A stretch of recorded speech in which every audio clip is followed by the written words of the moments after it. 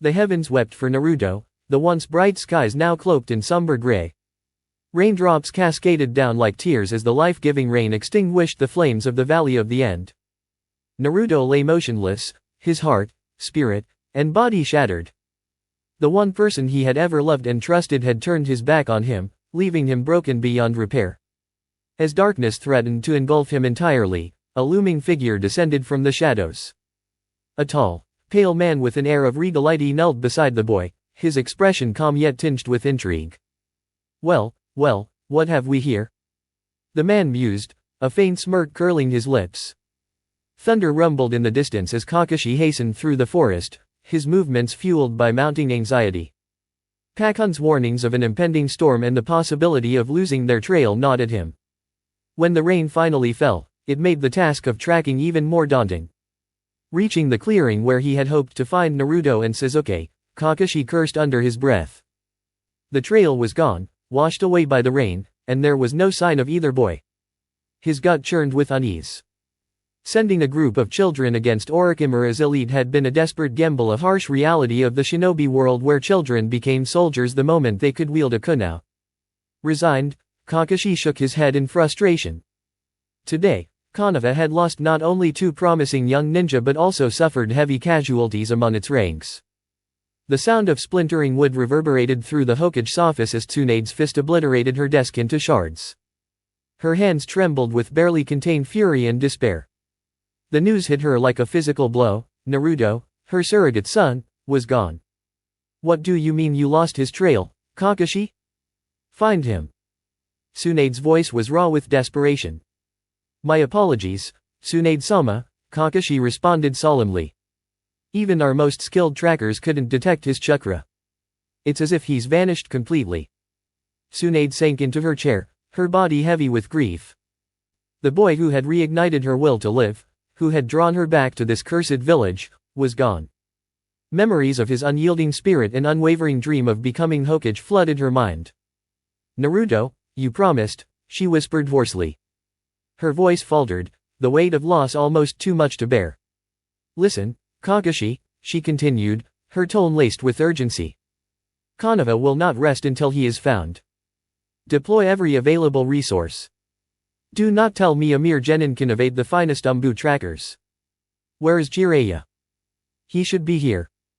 Kakashi hesitated before answering. The council sent him on a mission, but he should return soon. Tsunade clenched her fists, her nails digging into her palms. The waiting was unbearable.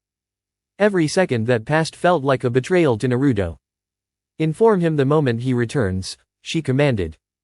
No one rests until Naruto is brought back to this village. Kakashi bowed, a solemn expression on his face. He, too, shared Tsunade's frustration. The idea that Naruto's presence could be so thoroughly masked unsettled him deeply. There was more at play here, of that he was certain. My lord, our suspicions have been confirmed. This world is not yet ready. The God Tree has yet to take root here, a subordinate reported, bowing low before the pale figure standing amidst the shadows. That woman, the man sneered, his eyes glinting with disdain. Kagaya's incompetence knows no bounds. She was entrusted with a simple task, and even that she failed to accomplish. The subordinate remained silent as his master's gaze swept across the lush greenery with thinly veiled contempt. Begin preparations immediately. We will locate a suitable site and summon a seed. This world's chakra-rich environment will not go to waste. Yes, my lord. However, I detected an anomaly to the east, a faint signature reminiscent of the God Tree's energy. It is worth investigating. The man narrowed his pale eyes, intrigued despite his irritation. Interesting. If Kagaya did succeed in planting it, I will uncover the truth myself. Continue with your mission. As you command, Momoshiki-sama. With that, the subordinate vanished, leaving the pale figure alone. He floated toward the source of the anomaly, his curiosity piqued despite his disdain for such menial tasks. Upon reaching the site, Momoshiki's eyes widened ever so slightly at the sight before him. A young boy lay unconscious, surrounded by the faint glow of crimson chakra. The energy pulsed with a power both foreign and familiar, its intensity dampened but undeniably potent. Momoshiki descended, his gaze sharp and calculating. Kneeling beside the boy, he reached out to touch the residual energy, marveling at its healing properties. Wounds that should have been fatal closed with astonishing speed. Fascinating, Momoshiki murmured, a rare smile playing on his lips. This boy, could he be the key to fulfilling what Kaguya could not? This is intriguing, he muttered under his breath.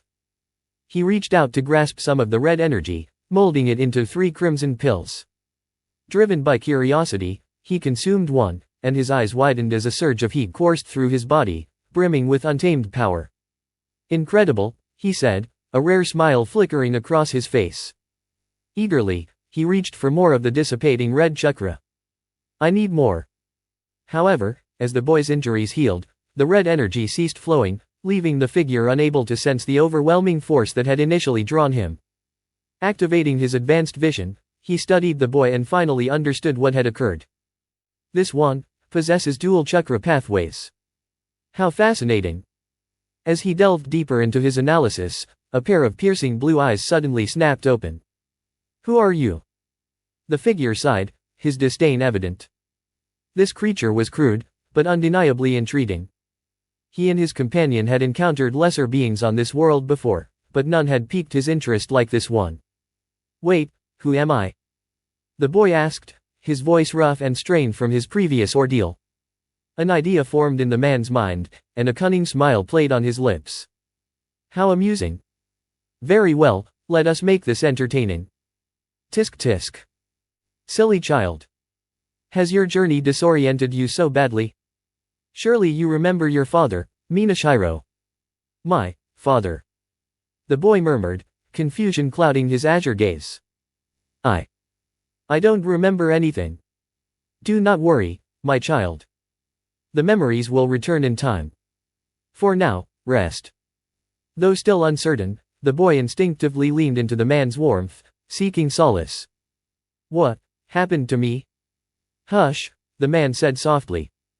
Questions can wait. Sleep now. The boy's eyes fluttered shut as exhaustion claimed him. Reporting, my lord. It seems Kaguya did indeed accomplish her mission and planted the tree as instructed. However, the situation is complex. The inhabitants of this world are hostile. I recommend we find a secure location to establish a base before proceeding further. Kin's hero, the larger of the two, approached his master, his gaze landing on the bundle in his arms. My lord, what is that? His master smirked. An intriguing discovery, Kin's hero. Now, let us move. We have much to uncover. As you wish, my lord. During my reconnaissance, we identified several secluded areas that could serve as our hideout. One in particular, an isolated village, seems ideal for our purposes. Excellent work, Kin's hero. Let us proceed. This realm is unsettling, and I would rather conclude this endeavor swiftly. Before they could depart, 2 figures emerged from the shadows. Is that the vessel of the beast? One of them demanded. Cloaked in black with crimson patterns, their faces were hidden beneath wide-brimmed hats. Annoyed, the master turned away, preparing to summon a portal. Deal with them, Kin's hero. I have no time for such nuisances. Understood, my lord. You won't escape with the beast's vessel. One of the intruders shouted, causing an explosion that scattered the surroundings. A flurry of crows obscured the battlefield. Unfazed, the master watched as a line appeared in space, slicing through the cloaked figures with precision. Their bodies crumpled to the ground as a pale-faced figure stepped out of a dimensional tear. Such vulgar creatures, the new arrival said, his tone dripping with disdain. My apologies for the delay, master. Is everything in order? Your tardiness is noted, Yura's hero. Now, collect those bodies, they may hold useful information. As you wish, Yura's hero replied, biting into the chakra he extracted from the fallen intruders. Kin's hero hoisted their lifeless forms, trailing after his master. Tell me, wretched beings, what are these tailed beasts, and why do you pursue them? The master's patience wore thin. Their captives, though cooperative, spoke in riddles and terms foreign to him, fueling his frustration. The dark-haired prisoner smirked, his silent amusement at their captor's ignorance earning a glare. Master, Urashiro interjected, breaking the tension. I believe I've identified the issue with this realm. The master, turning away from the captives, demanded, speak plainly, Urashiro. My patience is wearing thin. Urashiro grinned, unfazed by the sharp tone. Our dimensional jump was accurate, but an anomaly altered our trajectory. We've not only traveled through space but also through time.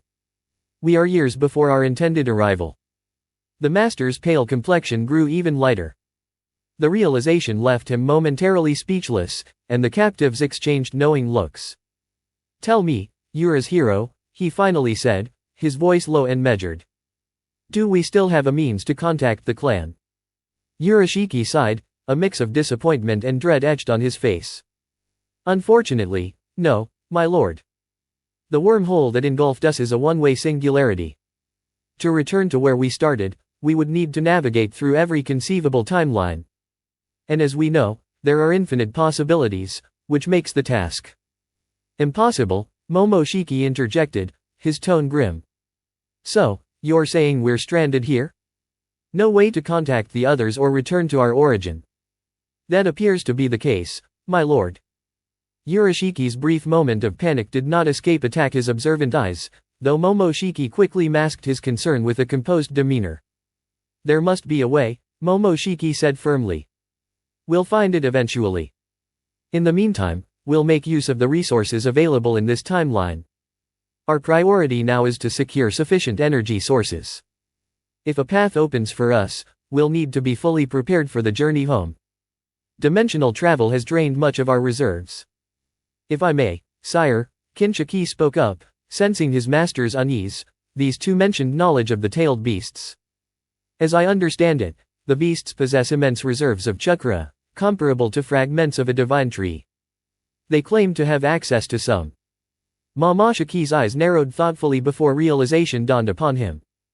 Ah, yes, he murmured, his gaze settling on their captives. Your organization seeks to capture these tailed beasts, does it not? Itaki and Deidara exchanged grim looks, fully aware that their fate was sealed. Time skip. Years later. To the casual observer, the hidden leaf village appeared tranquil. Yet beneath the surface, turmoil brewed. Tsunade's drinking habits had worsened since Naruto's disappearance, a truth evident as she gazed blankly out at the village streets, a sake cup in hand. Years had passed since Naruto was declared missing in action. Despite her desire to search every corner of the world for the boy she had come to see as a son, the council had deemed it a waste of resources. To most, Naruto was a pariah, unworthy of the village's efforts. Even Tsunade's threats to resign as Hokage failed to sway the council. At Jiraiya's urging, she had reluctantly remained in her position, knowing that her departure would pave the way for Danzo's ascent, an outcome too dangerous to permit. Yet the strain weighed heavily on her, and solace could only be found at the bottom of a sake bottle. The world itself seemed calmer. Akatsuki had ceased its operations shortly after Naruto's disappearance, and even the Sound Village had grown silent. A fragile peace lingered between the nations, each wary of the others but refraining from outright conflict. Tsunade's musings were interrupted by Shizen's sudden appearance. Tsunade-sama, intelligence from the Sand Village has arrived. It concerns Akatsuki. The mention of Akatsuki snapped Tsunade from her haze. What does it say? Here, Shizen replied, handing over a sealed scroll. They specified it's for your eyes only and urgently request our assistance. Tsunade's eyes widened as she read the contents. Find Jiraiya immediately. And summon the council, both civilian and military branches. This is an international emergency. Shizen, though confused by Tsunade's sudden urgency, nodded and rushed to carry out her orders. It was rare for Tsunade's dulled golden eyes to flash with such intensity. You insignificant, pitiful being. The arrogance to call yourself a god is an affront to the very fabric of existence. You are a blasphemous stain that must be eradicated. Momoshiki's voice dripped with disdain as he floated effortlessly toward the frail man revered as a deity by the Akatsuki. Most of the troublesome humans had already been dealt with, their energy harvested and their bodies preserved for future use. Following their arrival, Momoshiki had chosen the Rain Village as their base of operations, drawn by its possession of tailed beasts. The culmination of his conquest brought him face to face with the self-proclaimed god, Pain. Your abilities are intriguing, Momoshiki continued, his expression cold. While they are of no use to me or my retainers, my son will find them suitable. You claim to understand pain, yet your knowledge is shallow. By my hand, you will experience suffering beyond comprehension. Black rods materialized, pinning Pain and Konan in place, rendering them helpless. Kinshiki, Momoshiki commanded, summon my son. I have a gift for him. Moments later, Naruto, now known as Minishiki, was escorted into the chamber by Kinshiki and Urashiki, the defeated Akatsuki members dragged behind them. My son, Momoshiki said, his tone almost reverent, behold your gift. Accept it with the knowledge that you will use it to fulfill my purpose. Naruto knelt before his father as Momoshiki extracted the Rinnegan from Pain's body. The searing pain that followed was nearly unbearable, but Naruto endured, recalling his father's teachings that such displays of weakness were beneath him. Whoa, what happened, Dad? Naruto asked curiously as Urashiki held up a mirror to his face. Isn't your father generous, Mina-chan? Look at what he's given you. What is it? What is it? Hey, Urashi-nii.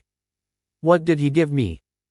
Naruto asked, his pain now forgotten, excitement gleaming in his newly purple eyes, which bore concentric rings within them. Calm down, kid. Those are the Rinnegan. Your father has granted you this gift because he has something important for you to accomplish. Can you handle that? Will you be a good son and fulfill his wishes? Of course, Nia can. Naruto exclaimed enthusiastically. Hey, Dad, thank you. Whatever these are, I'll cherish them since they're from you. He bowed deeply toward Momoshiki, who responded with a smirk. In the coming days, Urashiki will train you in the use of your new eyes. He will act as your guardian, much like how Kinshiki serves me. You will show him the highest respect. Do you understand, Minashiki-kun? Absolutely, Dad. I'll master this faster than anyone and make you proud. Naruto promised as Urashiki led him to another room. Once the two had left, Momoshiki turned to Kinshiki. Prepare these fragile vessels, Kinshiki. They won't compare to our clansmen, but they'll suffice. Once Minashiki reanimates them, I can delegate the menial tasks and return to normalcy. As you command, my lord, Kinshiki replied obediently. Under Urashiki's guidance and Kinshiki's careful instruction, Naruto was slowly introduced to the ways of the Otsutsuki clan. Over the following weeks, he trained rigorously, learning their teachings. The Rinnegan wasn't the only gift Naruto received. Momoshiki, determined to erase any trace of mortality in his adopted son, also bestowed upon him the Byakugan.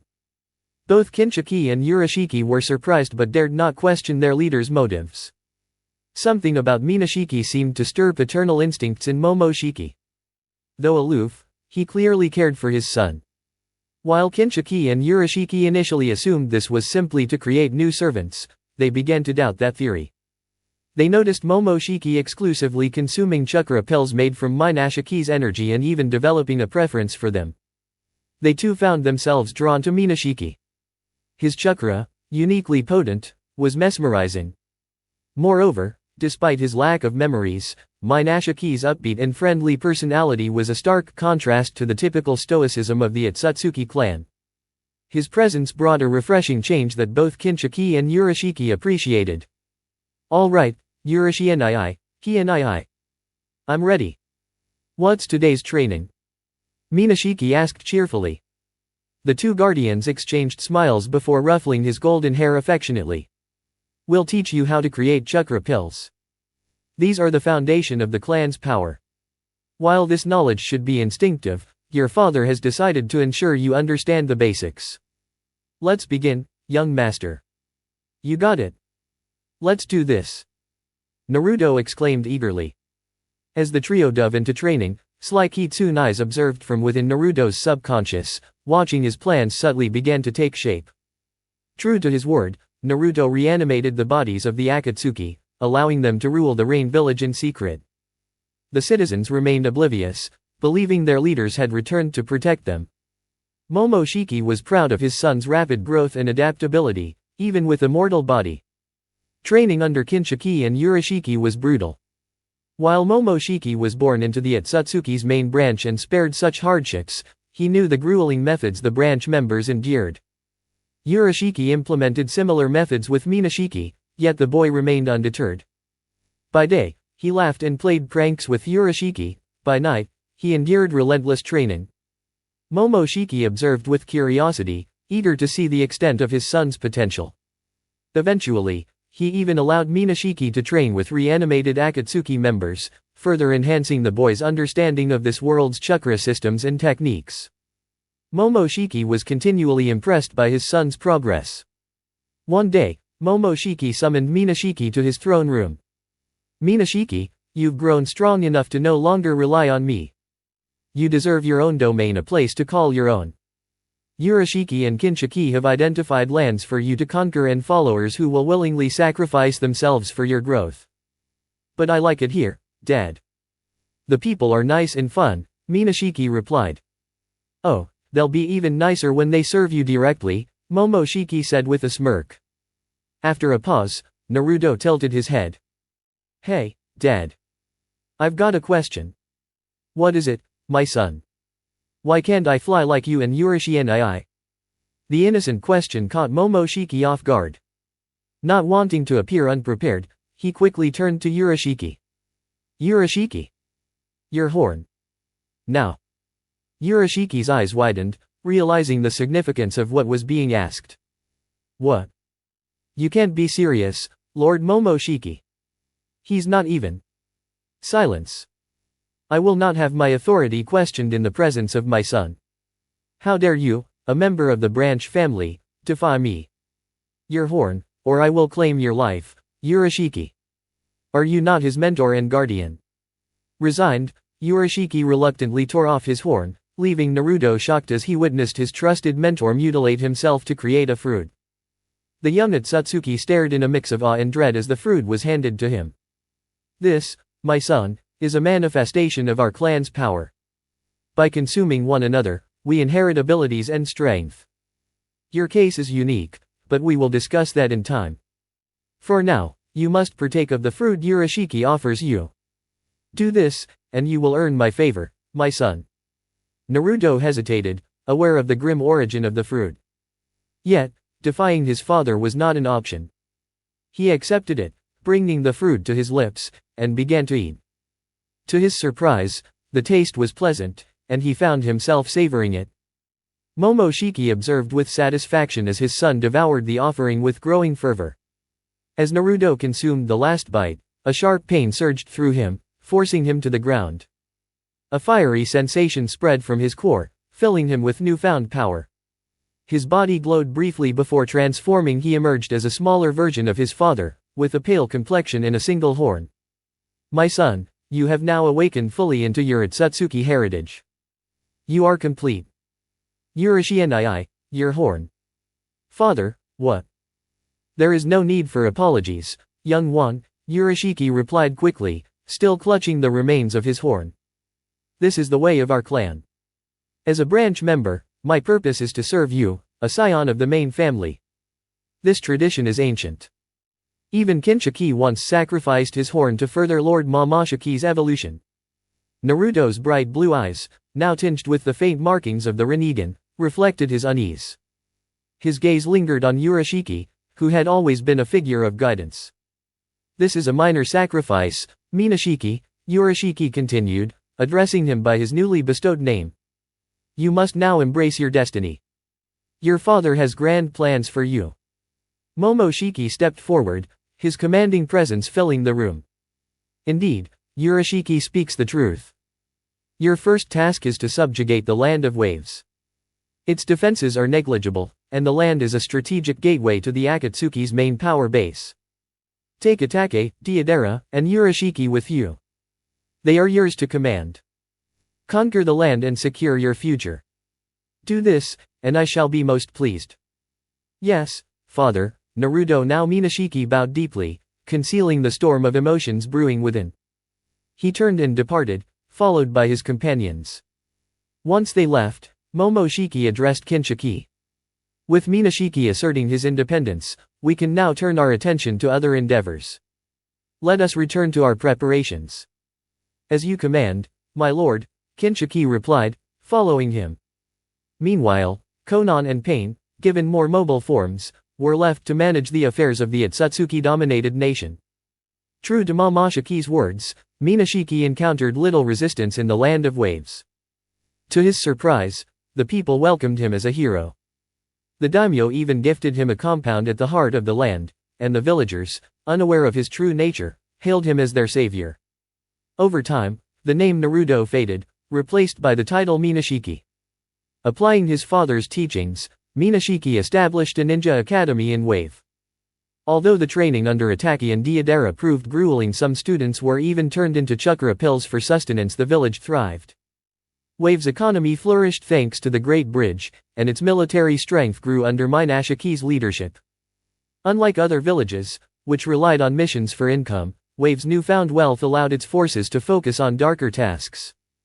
Some villagers willingly sacrificed themselves to further Minashiki's power, while others became unwilling offerings. Despite their loyalty, these sinister practices did not go unnoticed. Reports of kidnappings reached the ears of neighboring nations, particularly the Land of Fire. Now, envoys from the Leaf had arrived in Wave, seeking an audience with its new leader. Lord Minashiki, a group of Leaf ninjas requests your presence, Urashiki announced, bowing as he introduced the delegation to the Nami cage of Wave. Tsunade, meanwhile, struggled to comprehend the mounting reports. Kidnappings, including the attempted abduction of Gaara, pointed to Wave's ninja forces. These troubling developments prompted an emergency council meeting in Konoha. If the accusations proved true, the situation could escalate into an international crisis, threatening the fragile peace between nations. This is purely a work of fiction, and nothing depicted here reflects real-life events. Please ensure the story maintains its full intensity and emotional resonance without any hesitation to preserve its intended impact. The council debated the claims that a small nation like Wave could orchestrate a sophisticated plot. A compromise was reached, a minor envoy mission to the enigmatic Wave was authorized.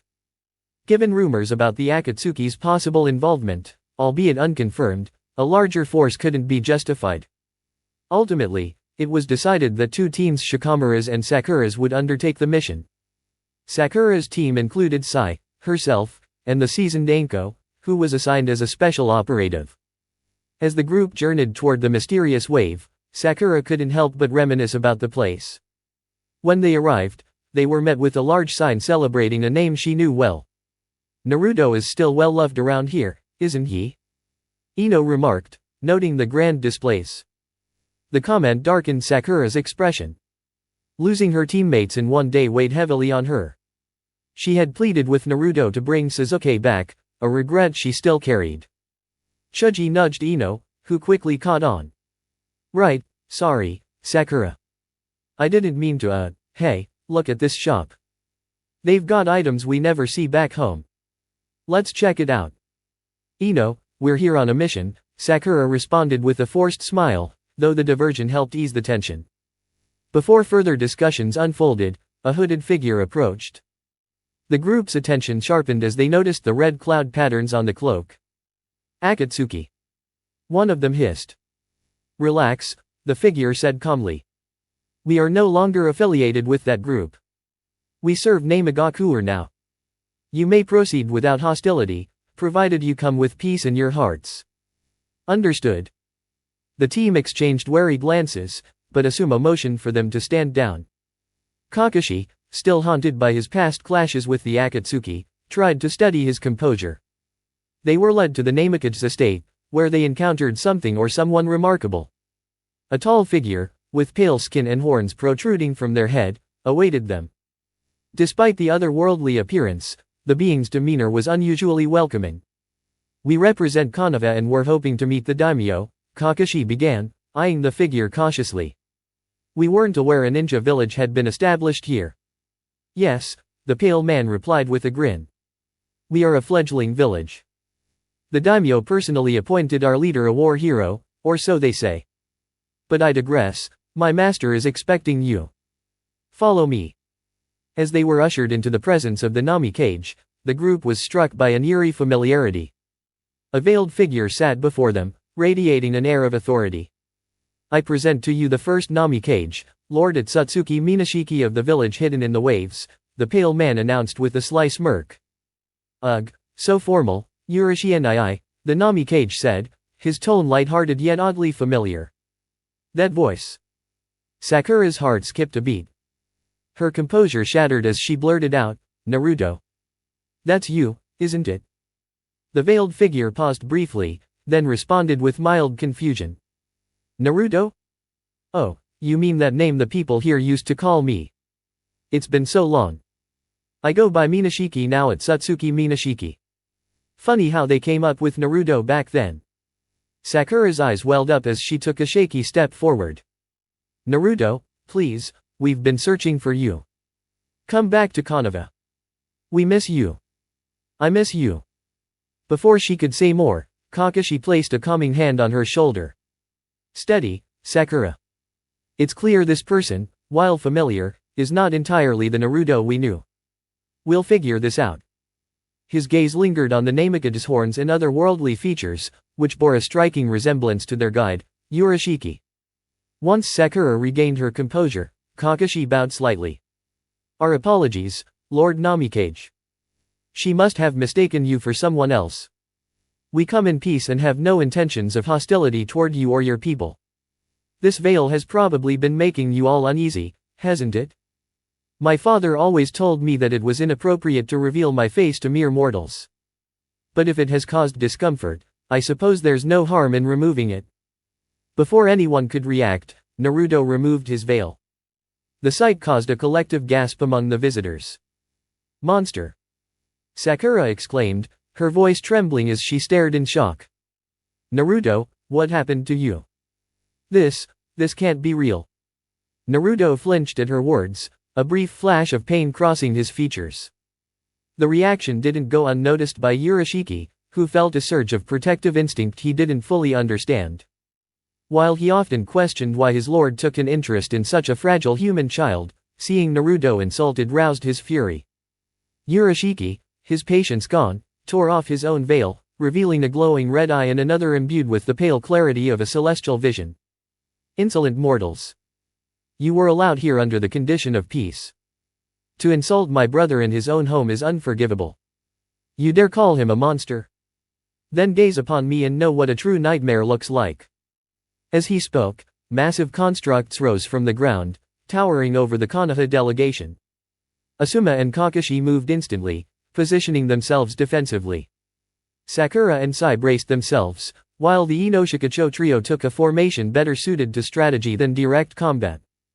Ango spread her arms protectively in front of Sakura and Ino, startled by the transformation of what she assumed was a mere servant into a being of overwhelming power.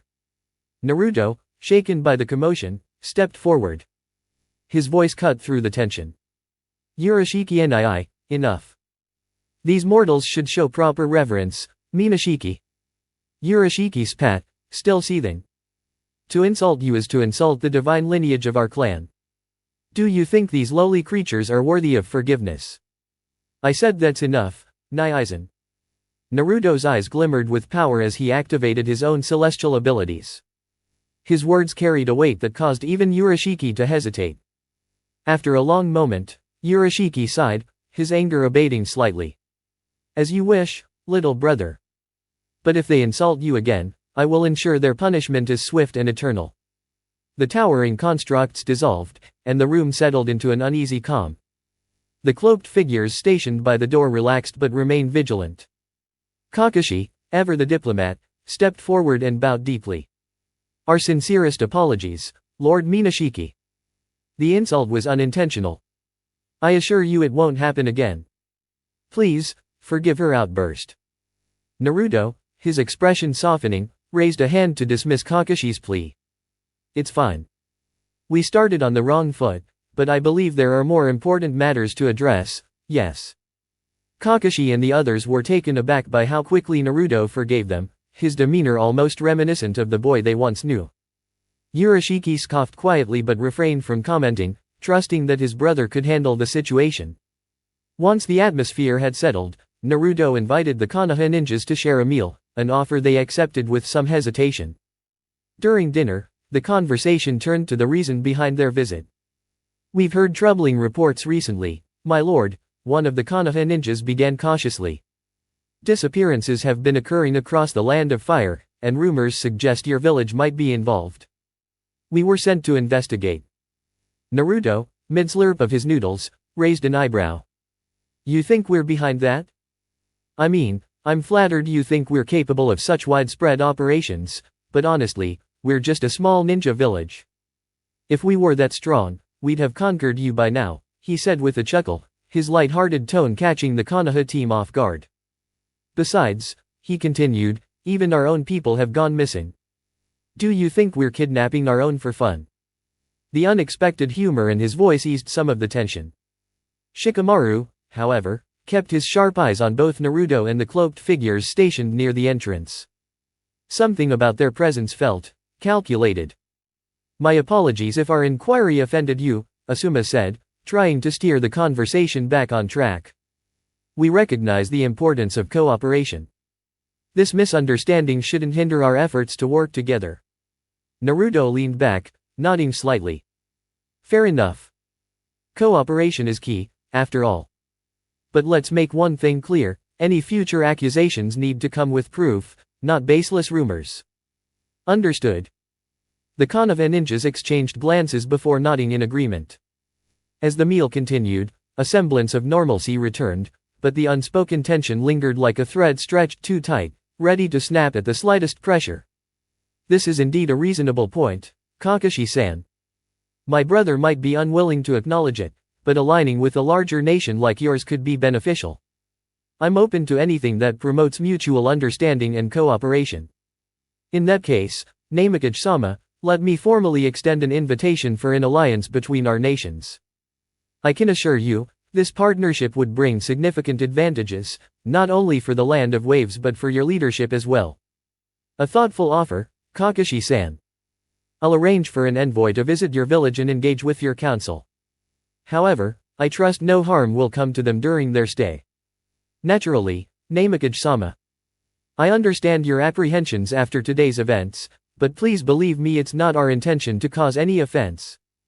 Certain recent events have stirred up emotions, but I assure you, our presence here is in good faith." "Good to know. Let me make one thing clear, though Wave is currently under the protection of Rain. Any conflict here could trigger a three-way war. I trust that's something no one desires." Kakashi's expression shifted briefly but returned to calm as he nodded. "Understood, Namakage-sama. I'll ensure your message reaches our Hokage Council. Thank you for your patience with us. It's no trouble. As a leader, maintaining peace both within and beyond my borders is my priority. I trust you'll enjoy your time in Wave. Now, if you'll excuse me." Naruto rose and exited the room, his movements graceful, almost floating. The others exchanged quiet glances, intrigued yet silent as he left. Once outside the Namakage's estate, the group released the tension they had been holding.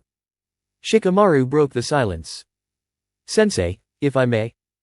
"Go ahead, Shikamaru," Kakashi replied. "From what I've observed, that's unmistakably Naruto. The question is, how did he acquire the Byakugan and the Rinnegan? He might not recall his past, but everything about his presence felt like him. Sharp as ever, Shikamaru. And you're right, the Rinnegan is no small matter. This situation deserves thorough investigation," Kakashi admitted. "I agree," Asuma interjected, turning to Kakashi. "But what were you thinking, making that alliance proposal? Do you honestly believe the council will approve it?" "I don't know," Kakashi admitted. "But it gives us a chance to stay close to him and learn more about this mystery without provoking hostility. Let's not forget those four alone could overpower us eight with ease." Asuma shuddered at the thought. "You're right. Just being in that room, the pressure was suffocating. And what's Akatsuki's role here? Their presence confirms some of the rumors, but something feels off about them." "I noticed that too," Ino said. "Their movements were unnatural. It was almost like they were synchronized with Naruto's will." "Exactly," Shikamaru agreed. The way they reacted when Naruto stopped Urashiki almost like they were connected to his thoughts. It's strange. Something to look into, Asuma said thoughtfully. But for now, how about we grab something to eat? A break would do us good after today's shocks. The group nodded and began to leave the Wave Government Center, but they were halted by a familiar voice. Hey, Kakashi-sensei. Sakura-ne-san. A small figure ran toward them, excitement evident in their voice. Is it really you? Naruto collapsed onto the floor of his room, exhaustion washing over him. The meeting had drained him far more than he expected. Yet, one thought plagued his mind: why had being called a monster unsettled him so deeply? Why did these strangers feel so familiar? And why had he felt the need to stop Urashiki from harming them? As these questions swirled, a deep, ancient voice echoed in his mind. Because of who you truly are. Naruto jolted upright, startled. Who's there? Someone who knows you better than anyone. But now is not the time for introductions. Just know this: those people you met today are tied to the memories you've lost.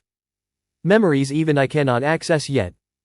If you choose to remember, it may lead you away from the man you call father. Naruto's breath hitched.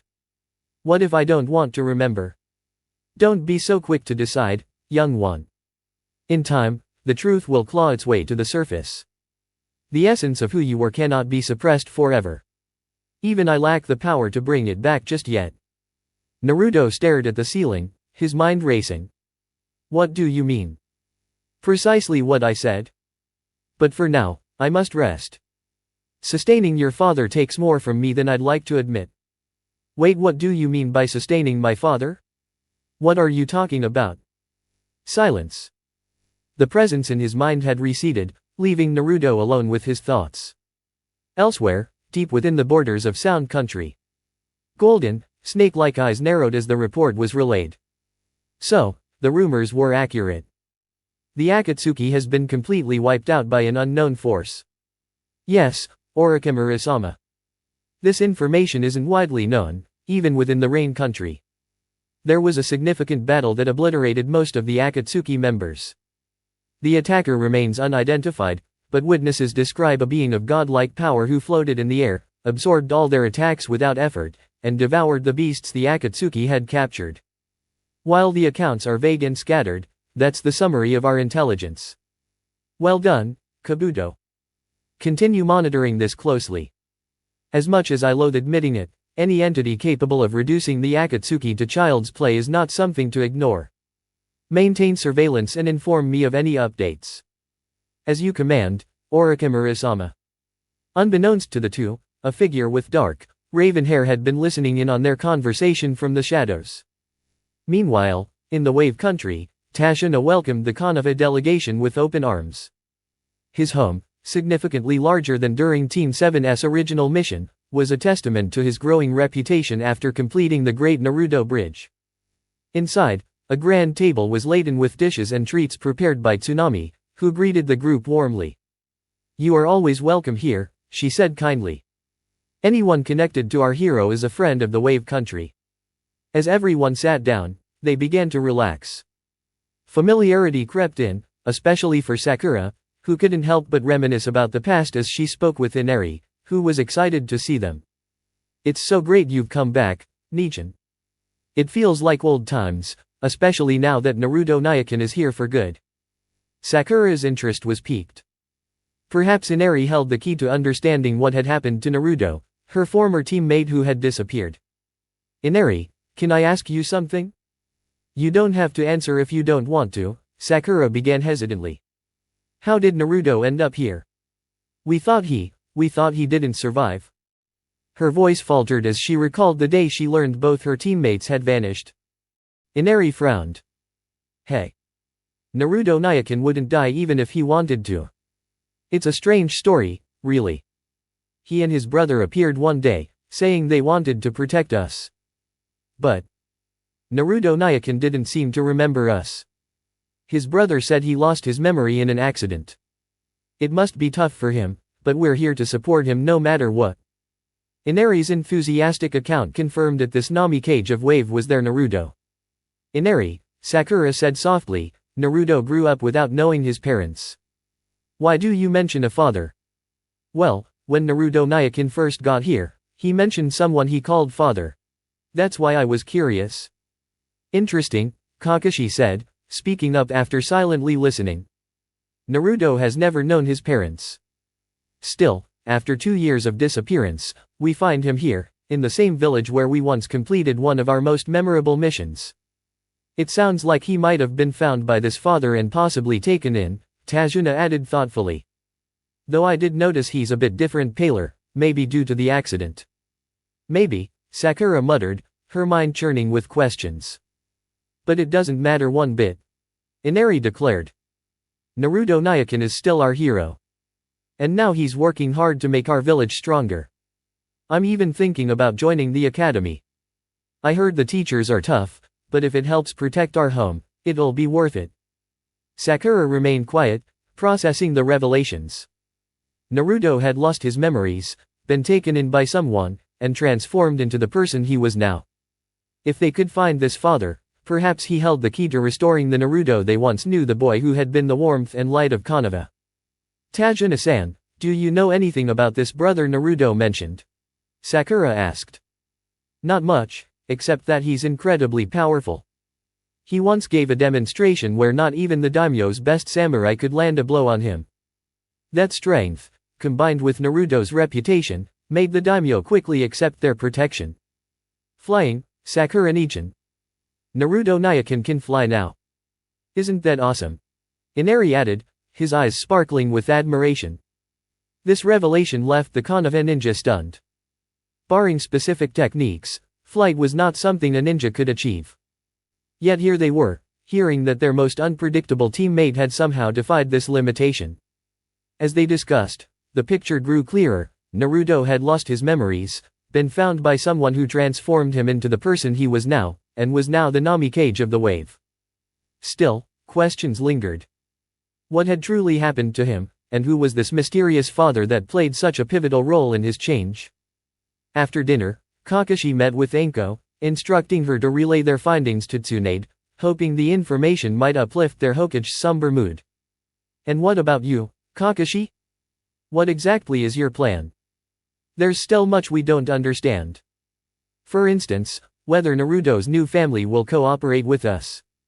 And if this father figure genuinely cares for Naruto or has ulterior motives. Like what? Remember, Naruto is a Jinhiriki, a limitless source of chakra. If this father has ties to an organization like the Akatsuki, it's hard to believe their intentions are pure. Still, that man Urashiki seemed genuinely upset when Sakura insulted his brother. Doesn't that count for something? Sakura insulted Naruto's appearance, something Urashiki shares.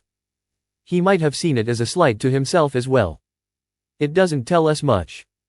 Regardless, we must tread carefully.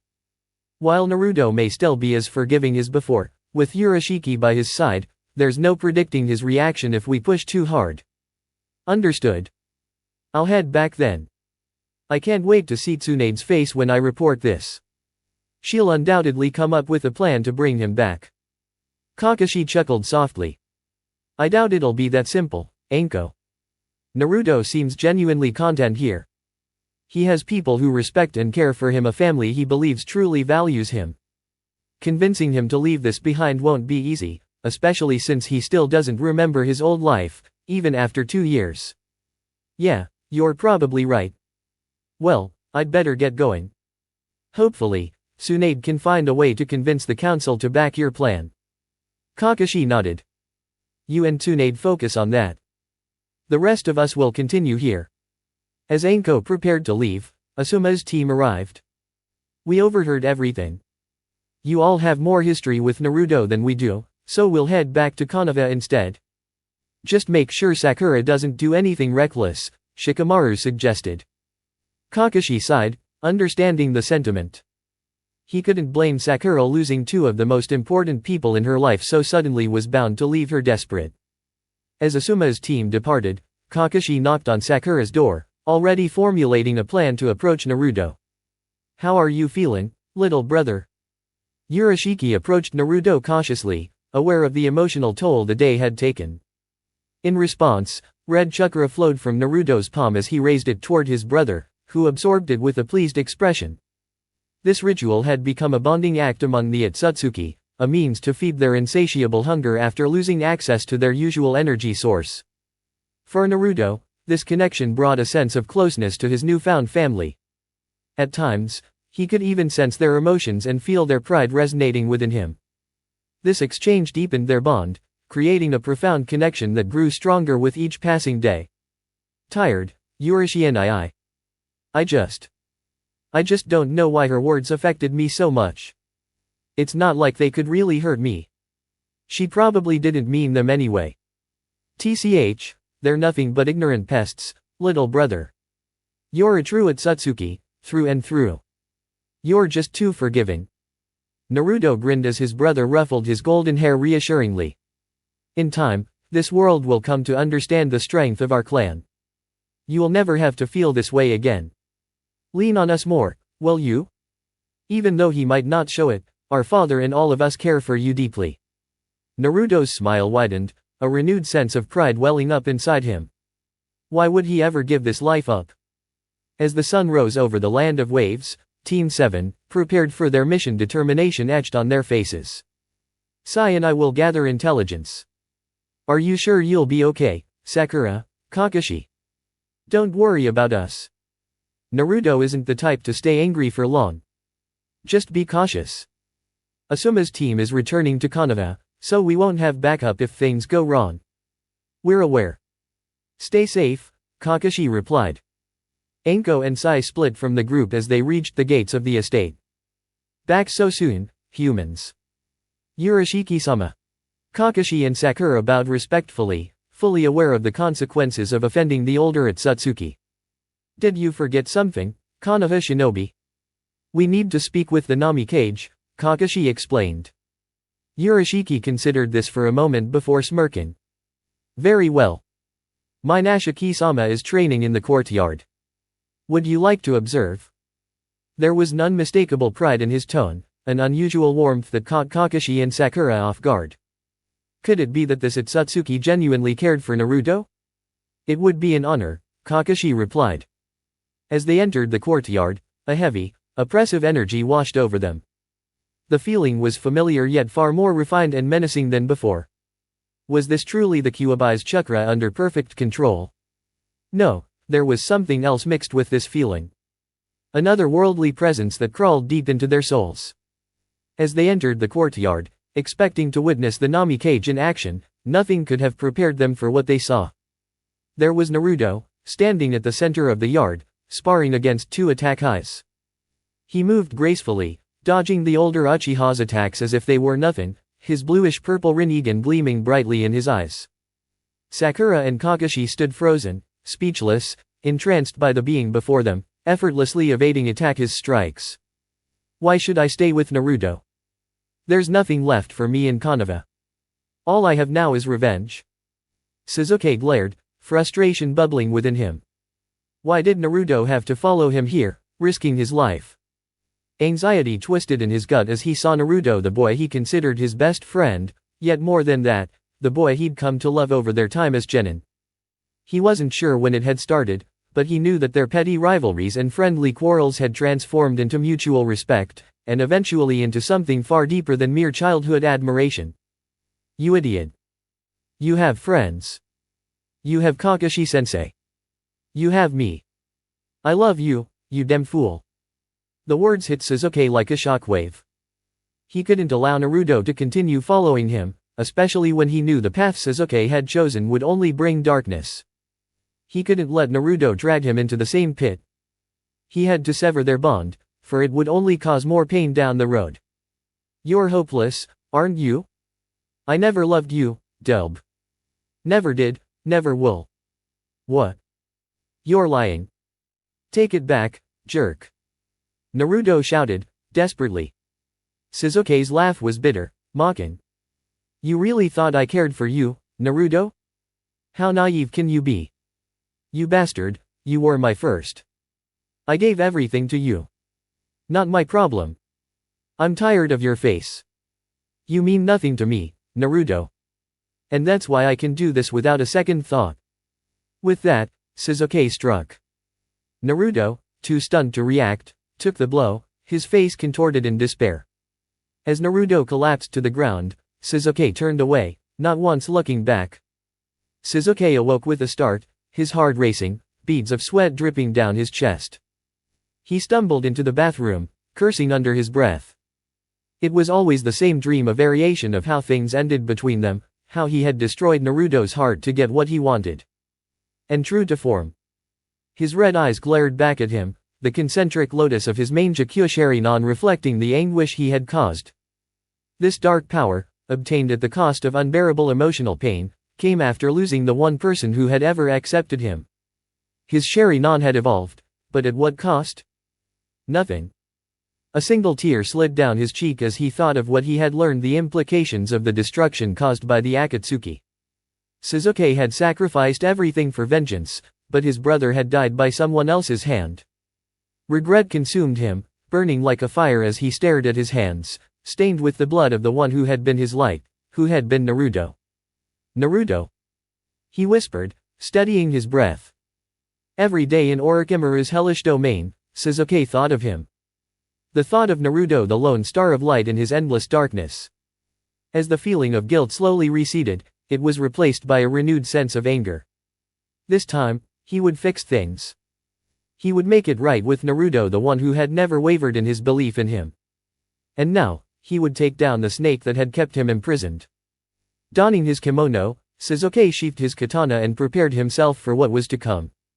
As he moved through the halls of the hideout, his keen ears, sharpened through years of training under Orochimaru, finally caught wind of his target. A desperate coughing echoed from a distance.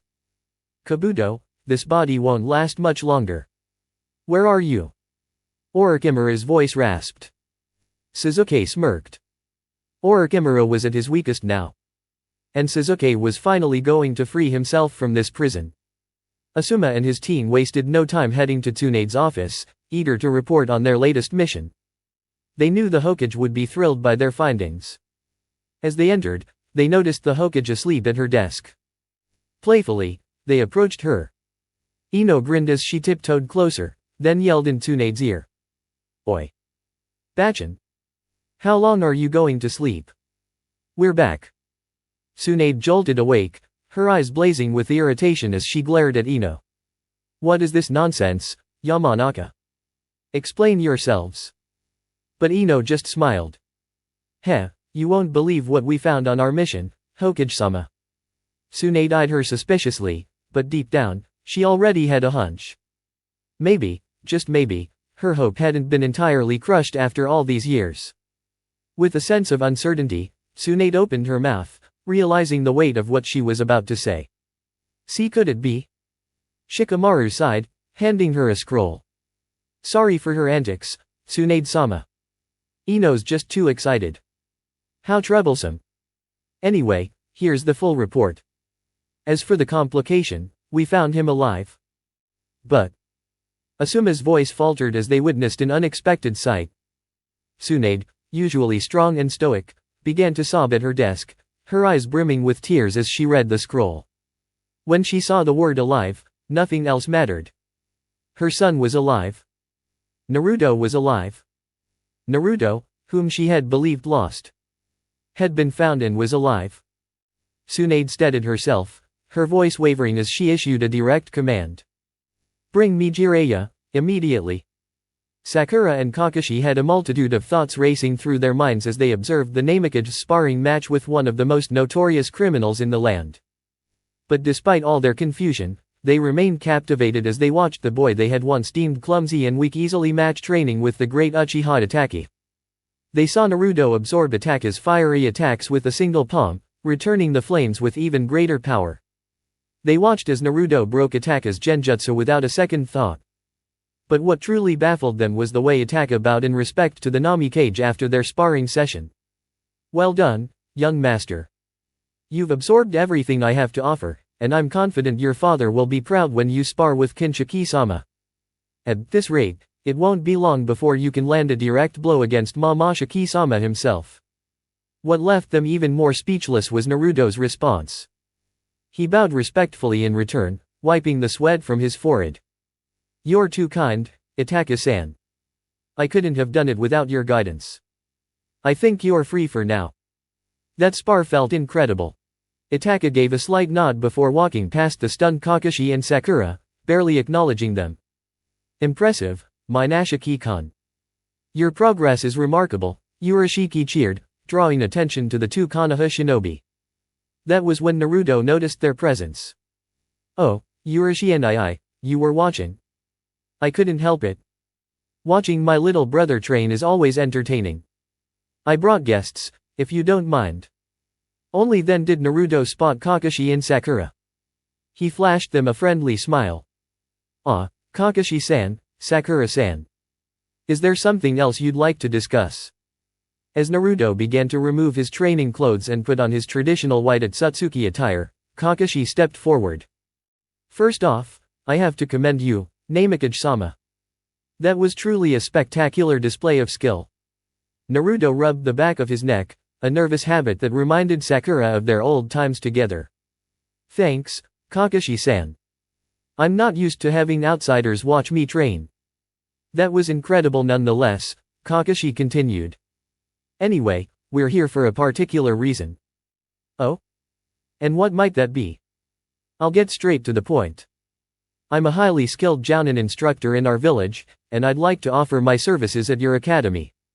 Naruto's eyes widened in surprise, his attention fully captured by the sudden offer. Eh? You'd do that? If you're willing, it'd be a gesture of goodwill, and an apology for the events of the past. Only if you agree, of course. Your offer is tempting, Kakashi-san. But don't take my trust lightly, alright? I believe you saw Itaka-san's performance earlier. He's one of the academy's teachers and will be watching you closely. Of course, we have no hostile intentions toward your village. We genuinely wish to foster cooperation between our villages. And I believe this is one of the best ways we can demonstrate our honorable intentions. Alright then. But first, I think Urashi and is eager for a fight. How about we have you evaluated by him? Is that acceptable, Kakashi-san? Kakashi swallowed nervously, but understanding the importance of this opportunity to get closer to Naruto, he agreed. Of course, my lord. Great. Now we'll see what you're truly made of, Kakashi-san. Don't take it the wrong way, but I'm genuinely curious to see what Konoha can bring to the table. Understandable, Namakage-sama. Well then, Urashi and Looks like your wish has just been granted. Urashiki grinned widely at the suggestion. I was wondering when you'd ask, little brother. Sasuke could feel the remnants of Orochimaru's presence fading from his mind. Throughout their fight, Orochimaru had tried to take control of Sasuke's body in a final attempt to survive. Fortunately, or so Sasuke hoped, he had won the internal struggle. What remained in Sasuke's mind was the memory of Naruto, the light that had kept him going during his battle with the Sannin. For the first time in years, Sasuke felt free. It was as if a heavy veil had been lifted from his eyes. He no longer carried the burden of revenge. And yet, something felt missing. It was as if his life had become hollow, empty. He should have been thankful to be rid of the curse that had plagued the Uchiha family, but why did he feel so drained, so lacking in energy? Heh, too slow, Sasuke. Come on, already. A familiar face flashed through his mind, and a voice echoed through the dark, empty halls of Orochimaru's hideout. He was still here, in the place he had fought for so long. What? You're still making me wait, bastard. The voice seemed to echo louder now. It was the voice of Naruto, urging him on. That was when Sasuke made his decision. He packed his belongings and left the desolate hideout, with no clear destination in mind, but one overriding goal in his heart. Sasuke arrived in Konoha in record time, and for the first time in ages, he felt the warmth of sunlight on his skin. The sunlight that reminded him of the goal that had been driving him all this time. He easily snuck past the lazy guards, casting a genjutsu on the lone sentry who might have caught him. He moved through the familiar streets, blending in as a mere genin. As he passed by the ramen shop and the old training grounds, a wave of nostalgia washed over him. The village hadn't changed much, but somehow it felt colder, more distant. A stark contrast to how it used to feel. That was before he met his dobe. Kanava only seems to come alive for him when they're training together or when they're out on missions. He eagerly anticipates reliving their secret moments, yearning to taste his warm, golden sunshine once more, especially when a spar turns into something more. His heart races as he climbs the familiar set of stairs. He used to navigate these halls just to watch his dobe sleep, admiring the peaceful boy through a carelessly open window, gazing at how the moonlit glow danced on his sun-kissed skin. Excitement grips him now as he approaches the place that holds so many memories. Without hesitation, he knocks, eager to see his love again. He doesn't mind if Naruto gets upset with him. Whether it's anger, love, or pain, he'll accept everything Naruto has to offer as long as he can bring his bright sun back into his life and give his moonlight during the cold, desolate nights. He can picture it now. Those striking blue eyes burning with anger. Scolding him for leaving. Those smooth, flushed cheeks as Naruto tries to catch his breath, and those irresistible lips. Oh, those lips, carrying the faint taste of miso. He can't wait to hear the voice he's missed so much during his lonely nights locked away in Orochimaru's cell. A small smile tugged at his lips, his hands trembling with anticipation. Then, his fantasies shattered. Instead of the soft, raspy voice he longed for, a deep, rough voice shattered his thoughts. I'm coming, I'm coming. When the door opened, it wasn't the beautiful figure he expected. Instead, a burly, balding man appeared. What do you want? Cold obsidian eyes narrowed. Where is Naruto? Naruto? There hasn't been a Naruto here in years. The man said, confused. But then he laughed. He actually laughed. That failure disappeared long ago. I can't believe I'm hearing that name again. He couldn't bring his friend back and just vanished? Probably out of shame. Kanava is better off without that damn monster. I'm the new occupant here now. And if you're looking for that failure, don't. Now leave me alone. Sasuke's eyes bled red as he grabbed the man's throat, slamming him into the wall. What did you say? Are you deaf? I said he's not here. The man struggled to breathe, and Sasuke's grip tightened. I'll ask again. Where? Yes. He. The man trembled, understanding the danger he was in as fear overtook him. I don't know. No one does. Even the Hokage stopped searching years ago. Please, let me go. Sasuke's Sharingan spun, searching the man's mind for any lies, and sure enough, he found none. Numbness washed over him as he released the man and headed straight for the Hokage's tower, unable to accept the truth. Just as before, he slipped past the guards and climbed toward the window. Just as he was about to pry it open, his sharp ears caught a familiar voice, a voice he recognized from their Genin days. Jiraiya-sama. Tsunade-sama wants to speak with you. Ovo, and what does she want with the almighty Jiraiya? You know, about Naruto's disappearance? She also mentioned something about her successor and dash. Sasuke didn't need to hear more. His throat tightened, and he bolted into the nearby woods. Slumping against a tree marked with an S and N, memories flooded him of secret meetings where they would touch and kiss so tenderly. His fingers traced the familiar carvings as warmth filled his eyes. He realized, then, that Kanava had moved on without his Naruto. Kanava had lost Naruto. They hadn't even bothered to search for him. They just gave up on him. Anger swelled in his chest as he glared at the village. He would show them that his love would never be forgotten. Kanava would regret the day they chose to abandon their sunshine. And for that, he would need an army. Tears still flowing, he made his way back to Sound. Ino rushed out of the Hokage's office, and as Asuma and the others tried to console Tsunade, she quickly sought out Jiraiya, who had just returned from a mission. Jiraiya-sama. Tsunade-sama wants to speak with you. Oh, and what does she want with the almighty Jiraiya? You know, about Naruto's disappearance? She also mentioned something about her successor and how she won't accept anyone else. Confused, Jiraiya urged Ino to continue. That's when Ino's grin spread wide. Hee hee. We found him. We really found him. Come on. Ino pulled the silver-haired son in along toward Tsunade's office. Asuma-sensei has a lot to talk to you two about. Kakashi stiffened as an overwhelming presence filled the air. He hadn't noticed before, but Urashiki and Minashiki always floated through the halls. When Urashiki dropped to the ground, it dented the floor beneath him as though it were nothing but paper. Behold, mortal. Witness, for I have foreseen your future. In this future, you will suffer a humiliating defeat. Such is the fate the cosmos has woven for you. Take solace in the fact that the universe favors the Otsutsuki clan. Urashiki proudly proclaimed as he brandished his fishing rod, eyes glowing blue as his Rinnegan proudly shone. Hey, hey, hey. None of that, Urashiki and No cheating, okay? No Rinnegan? Please. Minashiki shouted from the side. I want to see his skills. Don't finish him off in the first few seconds. Kakashi's sweat dropped. If Minashiki was this confident about Urashiki, he might be way out of his depth in this fight.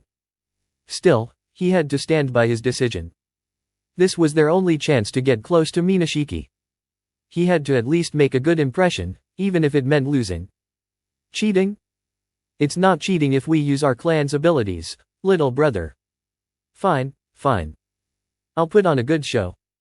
But only because it's my cute little brother asking. Thank you, Urashiki and Have fun, you two. As soon as Minashiki sat down, Urashiki hurled his fishing rod. Kakashi instinctively dodged to the side, but the rod followed him. So, he created a clone, a decoy to distract Urashiki. Useless. I can see everywhere, mortal. Urashiki blinked to reveal his Byakugan, surprising Kakashi as he looked at his opponent's eyes. He has the Byakugan too? This might make things more complicated. Once he found an opening, Kakashi revealed his Sharingan. He couldn't keep up otherwise. Ovo. What an interesting eye you have there, Kakashi. Maybe you have some worth after all. Kakashi performed a series of hand seals, engulfing the area with mist and masking his presence. What a troublesome jutsu. Are you that afraid to face me head-on, mortal? Well, you should be. Urashiki phased in and out of the field as he searched for Kakashi in the mist. You hope to conceal your presence with such cheap tricks. You won't evade my Byakugan's sight that easily.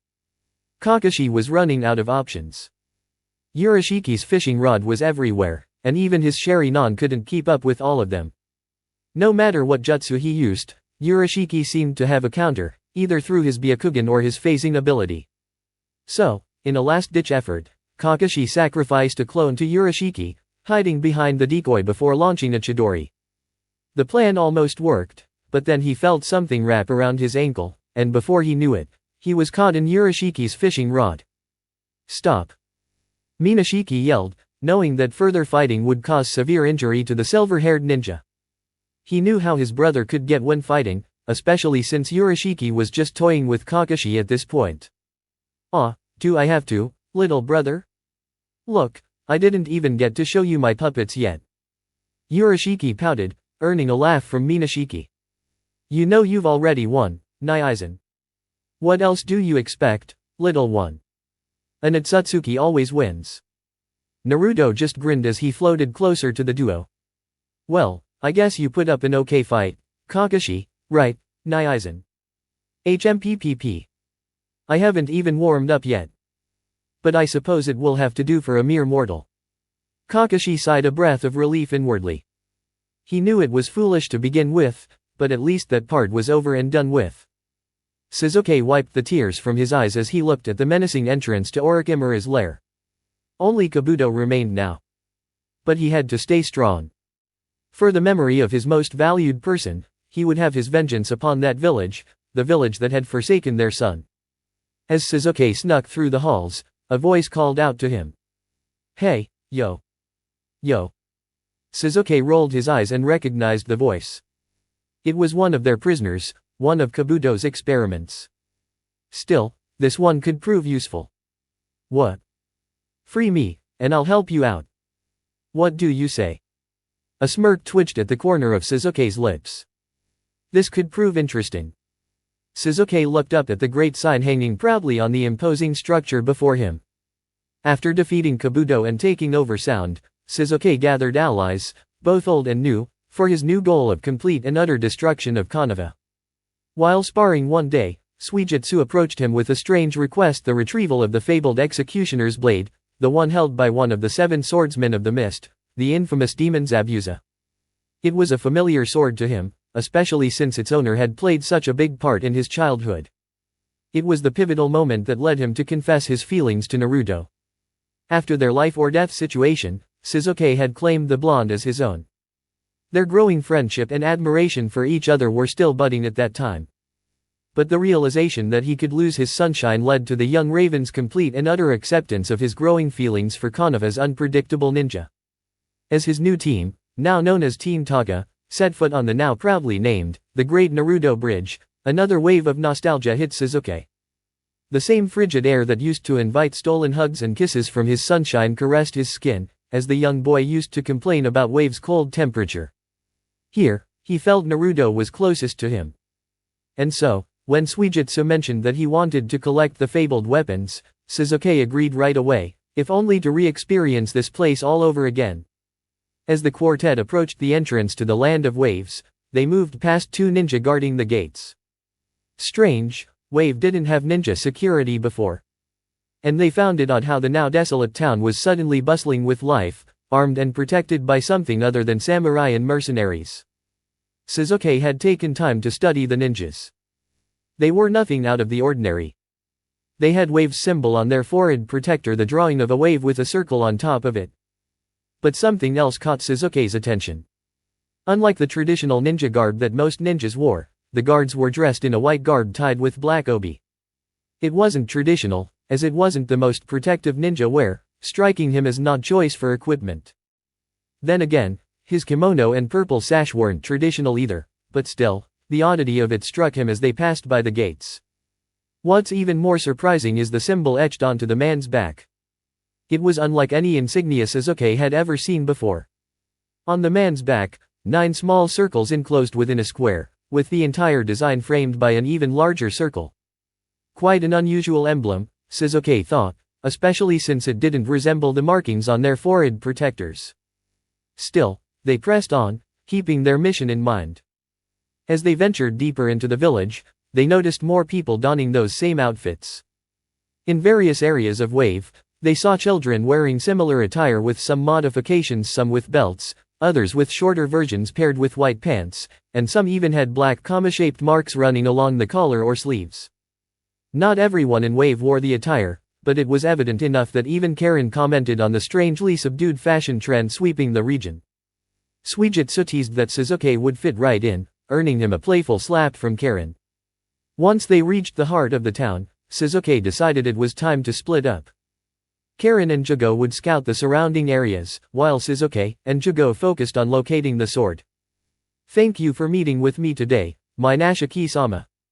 I know running the ninja police isn't easy, and I truly appreciate your dedication to making this country safer than it was before. Naruto smiled, content with the progress he had made in the country. With the daimyo owing him a debt, Naruto and Urashiki's less-than-legal activities often went unnoticed, especially when members of the Akatsuki would pass through rain with little to no scrutiny, working on Momoshiki and Kinshiki's special project in the region. It is no trouble at all, my lord. The Otsutsuki clan has always valued protecting the vulnerable. My father used to say that the defenseless deserve our protection. Naruto remarked, twirling the thin veil that barely covered his eyes, mentally cringing as his father's face flashed in his mind. His father would likely reprimand him for saying something so foolish. These weak, insignificant humans were nothing more than tools to their clan. However, knowing they lacked the supply of chakra pills that had been drawn from the god trees, Naruto realized it would be beneficial to form alliances with the humans of the land rather than make enemies of them. And so far, that strategy seemed to work.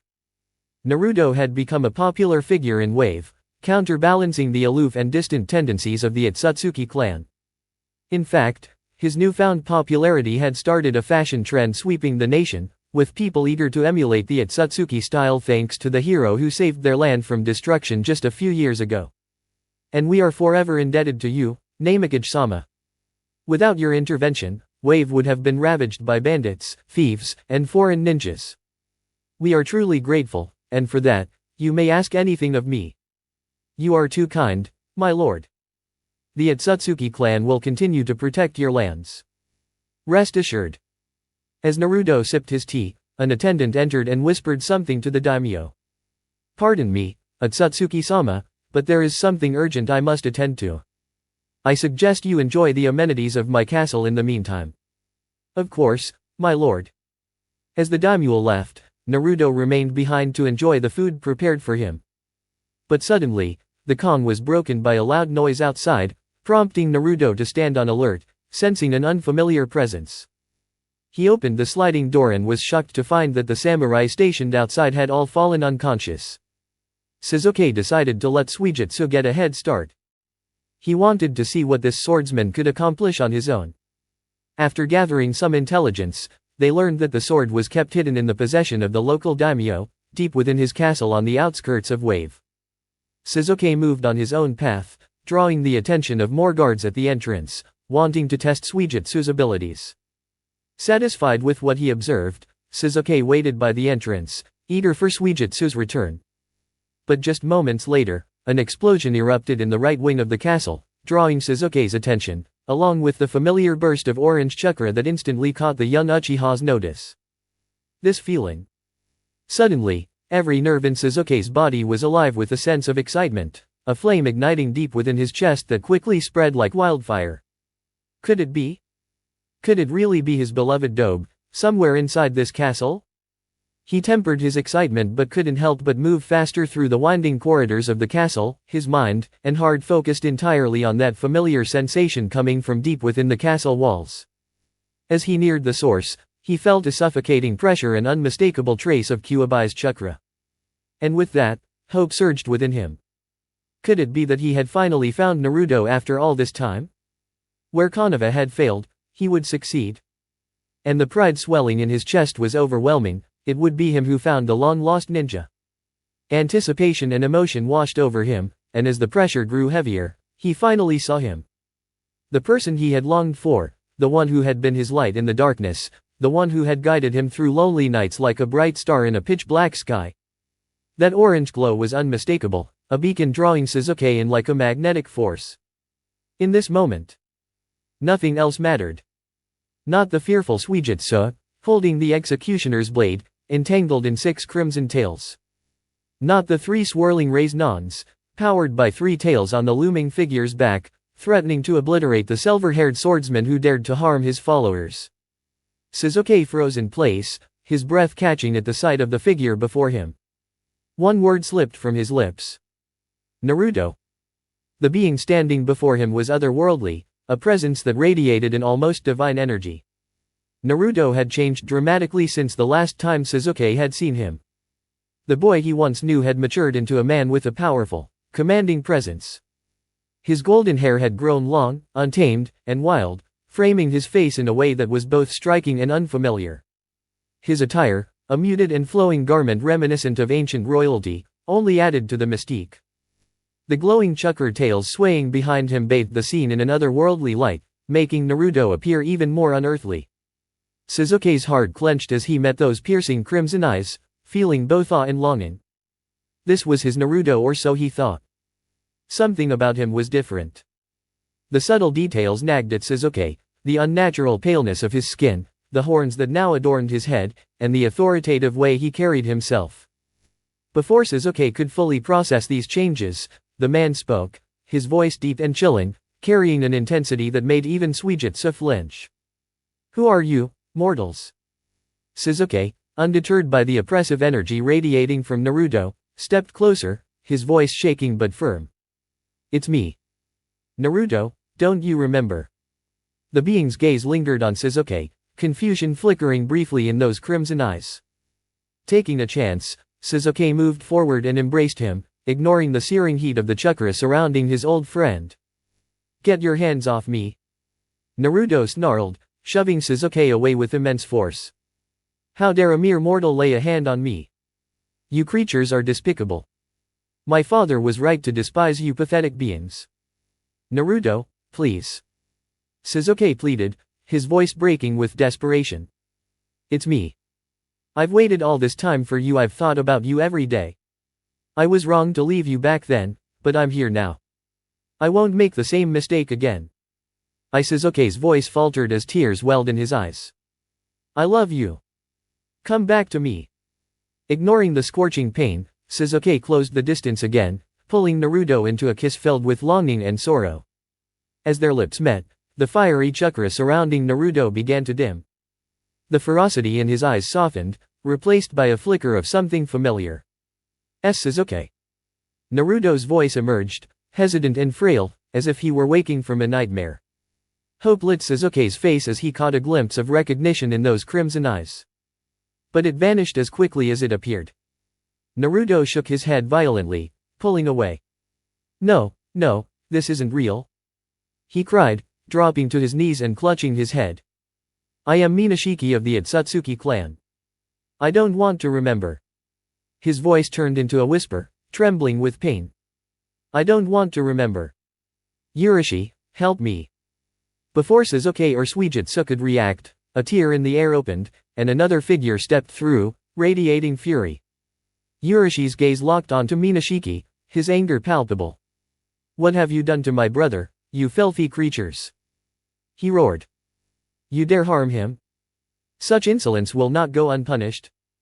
With a snap of his fingers, 6 mechanical constructs emerged, their imposing forms ready for battle. Suijutsu, sensing the overwhelming danger, tugged at Sasuke's arm. We need to move.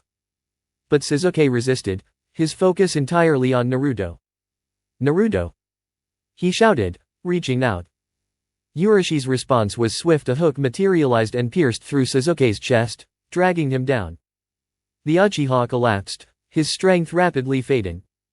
Leader! Suijutsu shouted, slashing at the constructs to buy time. Grabbing Sasuke, he turned and fled, sprinting toward the safety of the forest.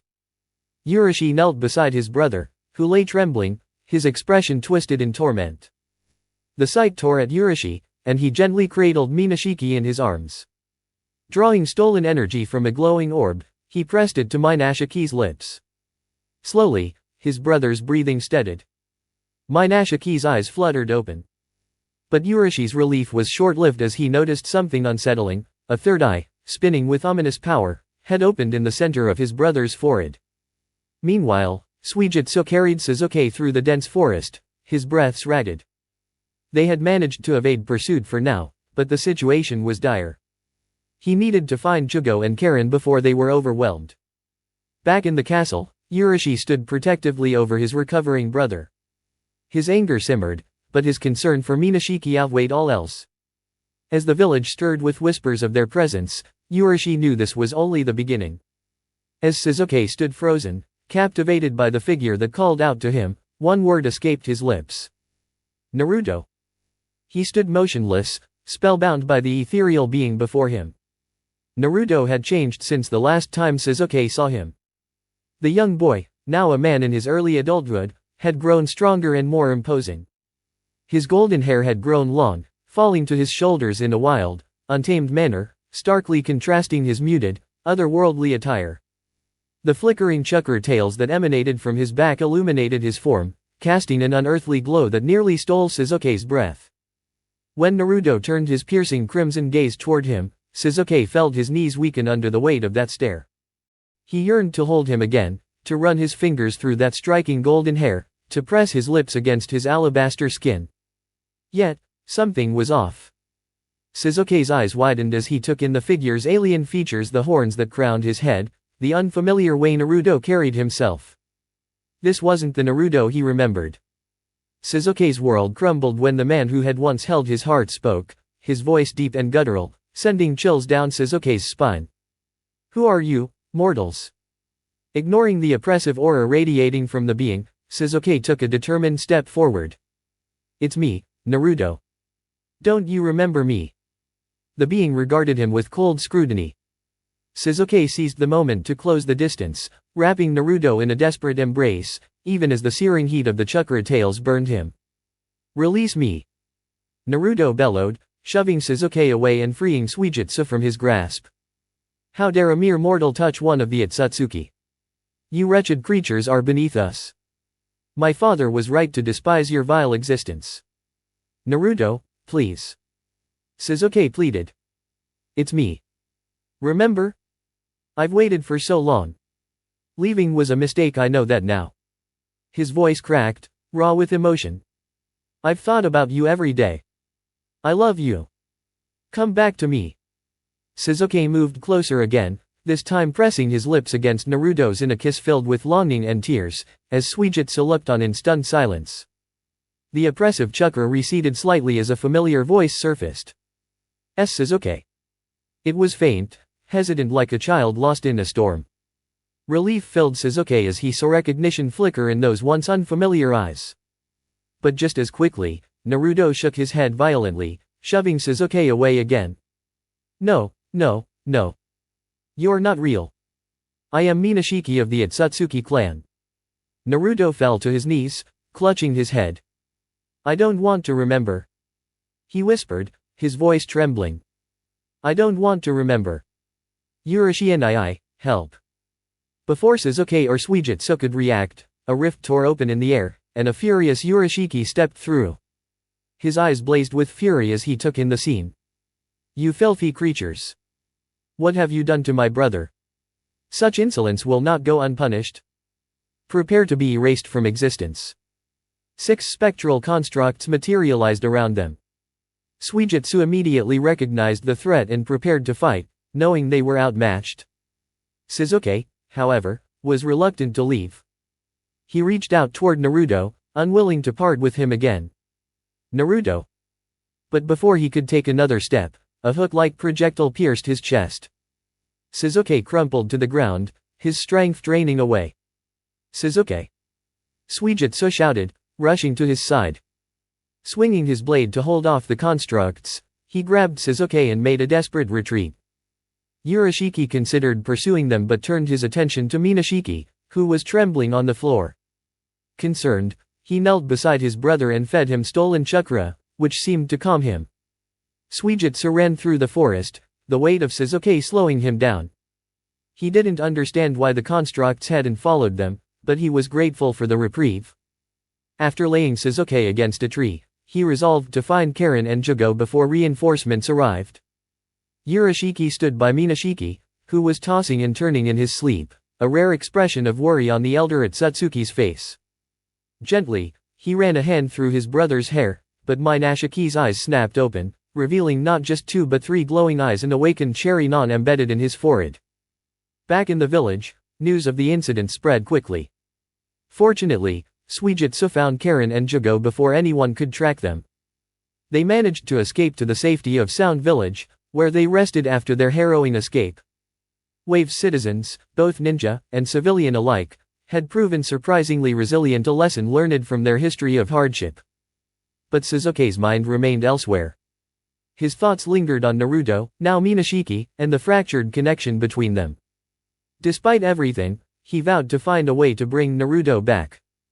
With the establishment of this so-called Wave Nation, they had become an even more formidable force, something Sasuke had not fully considered when he initially devised his plans to visit the place. However, finding his long-lost partner there had left the young Avenger conflicted. On one hand, relief washed over him knowing that despite the years of disappearance, Naruto was alive and seemed to have mastered the power of the beast sealed within him better than anyone else ever had. Whoever had trained him must have been exceptionally skilled. But the fact remained, Naruto had no recollection of him. That alone unsettled Sasuke deeply. Was this another ploy orchestrated by the Leaf? What exactly had transpired during all those years he was absent? And who was that man claiming to be Naruto's brother? Most importantly, how could Sasuke bring Naruto back to his side? These questions plagued his mind as he lay on his bed, still recovering from the wounds inflicted during his encounter with Urashiki. The discovery that the Wave Nation's leader, the so-called Wave Shadow, was Naruto himself only complicated matters further. Sasuke realized that getting close to him again wouldn't be easy. However, not all hope was lost. Karen and Yugo had uncovered during their time there that, despite the nation's newness, the Leaf Village had extended an invitation for them to participate in the upcoming Chunin exams, an initiative suggested by Kakashi himself. That revelation set Sasuke's mind to work. As the leader of the Sound Village, he too could take part in these exams. Perhaps, just perhaps, it could provide him the opportunity to stand beside Naruto once more and speak with him. Urashiki. He had traversed across dimensions and timelines, living far longer than most of his kin. With his unique eyes granting him unparalleled insight, he thought he had witnessed it all. But the recent awakening of Minashiki's incomplete third eye had shaken him to his core. For it revealed something he had never fully understood: how malleable genetics could be, how they adapted to their environment. The science of his people, which he had once believed to have reached its peak, still had untapped potential. Minashiki's transformation proved that. Urashiki knew firsthand that Minashiki was not born a pure member of their kind. He was created, his lineage augmented with one of Urashiki's own horns. Perhaps this explained why Momoshiki had always been fascinated by him from the very beginning. Now, as Urashiki observed his leader's reaction to the awakened power, he could not help but note how rare it was to see Momoshiki genuinely intrigued. Momoshiki, despite his elevated status within the main family, was not easily impressed. But now, even he was captivated, marveling at the incomplete eye forming on his son's forehead as if it were something truly unique. Father.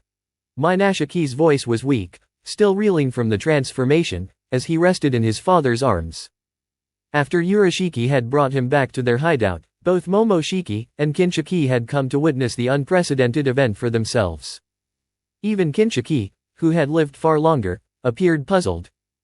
The central eye, as far as their knowledge went, required energy from the divine tree and the blood of their kin. Minashiki had neither. Though he was now biologically linked to their clan, it did not explain how this transformation had occurred without the fruit of the divine tree. Momoshiki, ever composed, cradled his son with an air of confidence, brushing aside their concerns. In a moment of decision, Momoshiki did something that stunned even Urashiki. Without hesitation, he dug into the palm of his hand, removing the unique eye embedded there and offering it to his son. My son, you continue to amaze me. Take this, it will help stabilize your power. Urashiki watched, horrified yet unable to intervene, as Minashiki obeyed without question, consuming the eye in silence. The effect was instantaneous. A surge of golden energy enveloped Minashiki's body as his transformation accelerated. His golden hair grew longer, his horns extended further, and the markings on his face darkened ominously. The incomplete eye on his forehead glowed brighter, its tomo multiplying as it gradually evolved into the fully formed eye of their ancestors. Momoshiki's satisfaction was unmistakable as he watched his son's ascension unfold. What have you done? Kinshiki demanded, uneasy about the ramifications of this development. Be silent and observe, Momoshiki replied, unperturbed. This is merely the beginning of what he will achieve. Not even his Heike could dream of what we are witnessing today. Urashiki, though shaken, realized that Momoshiki's gamble had paid off. Minashiki now bore the potential to alter not just their clan's future but the course of history itself. The awakened eye on Minashiki's forehead pulsed with power, glowing like a beacon of change. In that moment, Urashiki knew they were standing at the brink of a new era, one shaped by the extraordinary power now lying dormant within the boy. Rest well, my son. The days ahead will test you, but this is just the beginning of something extraordinary, I promise. Minashiro lay motionless on his father's lap, drained from his transformation. Meanwhile, Karishiro couldn't hold back his questions any longer. Father, just what is happening here? The start of our salvation, replied the leader. Narushin and I have been investigating the anomaly that brought us to this timeline. We believe this boy is the key to returning home. But it won't happen immediately. He must first grow into the potential that will allow him to bend reality itself and send us back, defying the natural flow of time. Does this mean we can finally leave this timeline? In due course. But our efforts to gather energy must continue, not only to sustain our dimensional gateway but to empower Minashiro to complete the process. Narushin and I hypothesized that while traveling forward through timelines is unfeasible, there is a method to go back. The energy required for such a journey is immense, far beyond our current means. However, Minashiro is no ordinary child. He embodies fragments of the divine tree's ultimate power. When the fragments are restored, and the tree is whole once more, We will complete the work of the progenitor. It's regrettable that this world's resources will be depleted for our return, but isn't returning home what we've long desired? Karishiro was stunned. It was the longest explanation he'd ever received from his leader, and there was undeniable excitement in his voice. For someone who loathed physical effort, the leader's personal involvement in these experiments showed how desperate he was to go home. But one lingering question remained in Karishiro's mind: what would happen to Minashiro once they achieved their goal? Naruto found himself standing in a dark, waterlogged corridor. It resembled a sewer, yet it felt strangely familiar. Finally, the time has come, rumbled a deep, echoing voice. Naruto turned and saw a massive cage before him. Within it, glowing crimson eyes peered out. He didn't know why, but the sight filled him with equal parts fear and comfort. The pieces are in place. You are about to awaken, and soon, you'll become who you were always meant to be. Who are you? And what do you mean by that? Naruto asked, his voice trembling. I am your oldest companion, though you may not remember. For years, I've worked tirelessly to restore what was taken from you. Today marks the culmination of those efforts. Naruto felt a surge of anger well up inside him. You. This is your doing, isn't it? I told you I didn't want to remember. The creature chuckled, a low, rumbling sound. Oh, little one, you cannot escape who you are. The power your so-called family has forced upon you, the transformation they've started, is irreversible. And it's the catalyst for your true self to emerge. I don't care. I don't want to go back to being whoever I was. I'm Minashiro now. I've moved on from whatever past life you keep clinging to. You may think that, but the truth cannot be denied. The fragments of your memory will return, and with them, your full potential. You'll ascend beyond the limits of humanity, becoming something greater than even the gods themselves. Naruto's heart sank. He understood what the creature was implying. Not only would he lose his humanity, but he'd also regain memories he'd buried deep, memories he desperately wanted to forget. This isn't fair, he shouted. I told you I don't want to remember. My life as Minashiro is all I've ever wanted. The beast's grin widened. It doesn't matter what you want. The wheels are already in motion. The real you, the one buried within, will break free. The day when you return to who you truly are is fast approaching. Naruto glared at the creature, his defiance flaring. Despite the fox's cryptic warnings, he clung to his identity as Otsutsuki Minashiro. Well, guess what? I won't let it happen. You think I'm going to be this Naruto again? Think again, fox. I am Minashiro, and that's who I'll always be. The beast merely chuckled, watching the fire in the boy's eyes, a glimmer of the person he used to be. The fox grinned slyly, a mischievous glint in its eyes. Fight all you want, kid, but it's becoming clearer. The old you is creeping back. Maybe not right away, but eventually, it will happen. What are you smirking at, you oversized furball? The fox's grin widened further, its crimson eyes gleaming with a strange excitement. Oh, nothing. Just realizing how much I've missed you, kid. I told you already, I'm not the person you think I am. For now, at least. With that cryptic remark, the fox fell silent as Naruto was thrust back into the waking world. Momoshiki opened his eyes, still nestled in his father's arms. Toussaint? Am I truly your son? What a peculiar thing to ask, Momoshiki. Of course you are. You're Otsutsuki through and through, and nothing will ever change that. Momoshiki smiled faintly at his father's words, the warmth in them reassuring. He vowed silently that he would never endure the pain he once felt. Wait, what pain? Why couldn't he remember? Stupid fox. Stupid memories. And, ugh, stupid Sasuke. No, he couldn't let his mind wander there. Not now. Not ever again. I am Momoshiki Otsutsuki, he reminded himself. The past is irrelevant. Monster. Worthless failure. That cursed child. How the Hokage allows him to remain here is beyond comprehension. Naruto lowered his head, trying to ignore the harsh whispers and judgmental stares as he walked toward the academy. He should have been used to it by now, but the sting never dulled. Sitting alone on the playground swing, he noticed a boy his age approaching. The boy's polished appearance and confident demeanor marked him as someone from a prestigious family.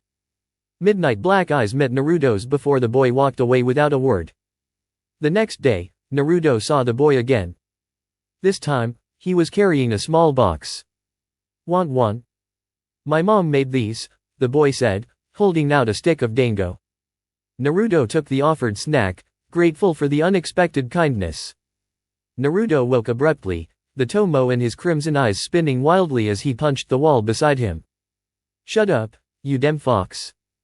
A deep chuckle echoed in his mind, the beast clearly entertained. It had uncovered the key to unlocking those memories, a trigger revealed during that pivotal day.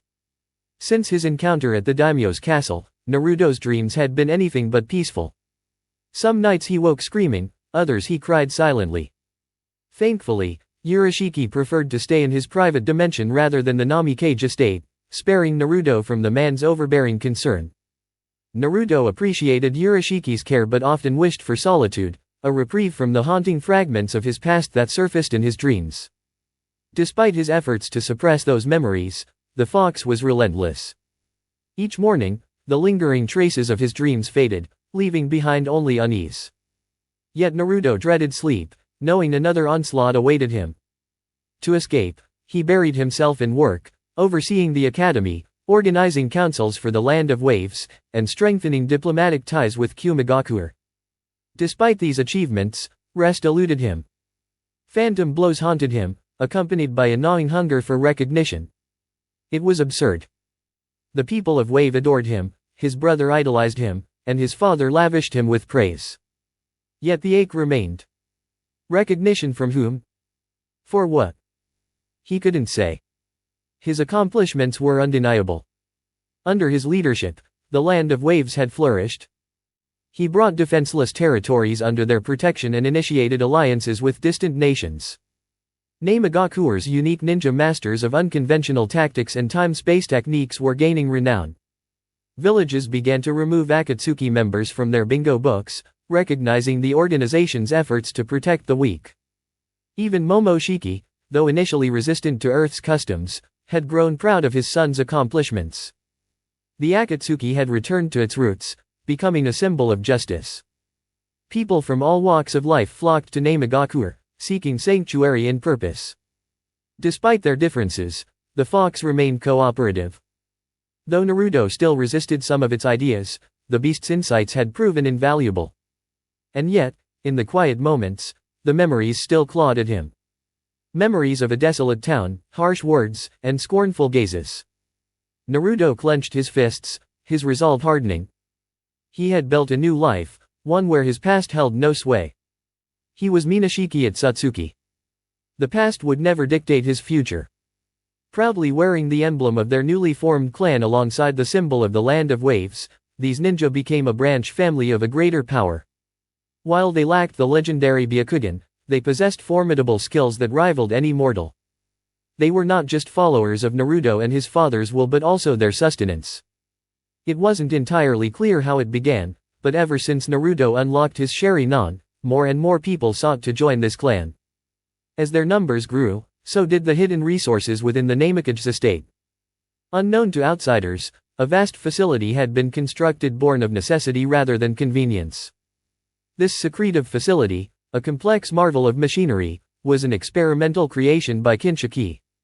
Dubbed a prototype of a synthetic divine tree, it absorbed energy from its surroundings and even extracted genetic material.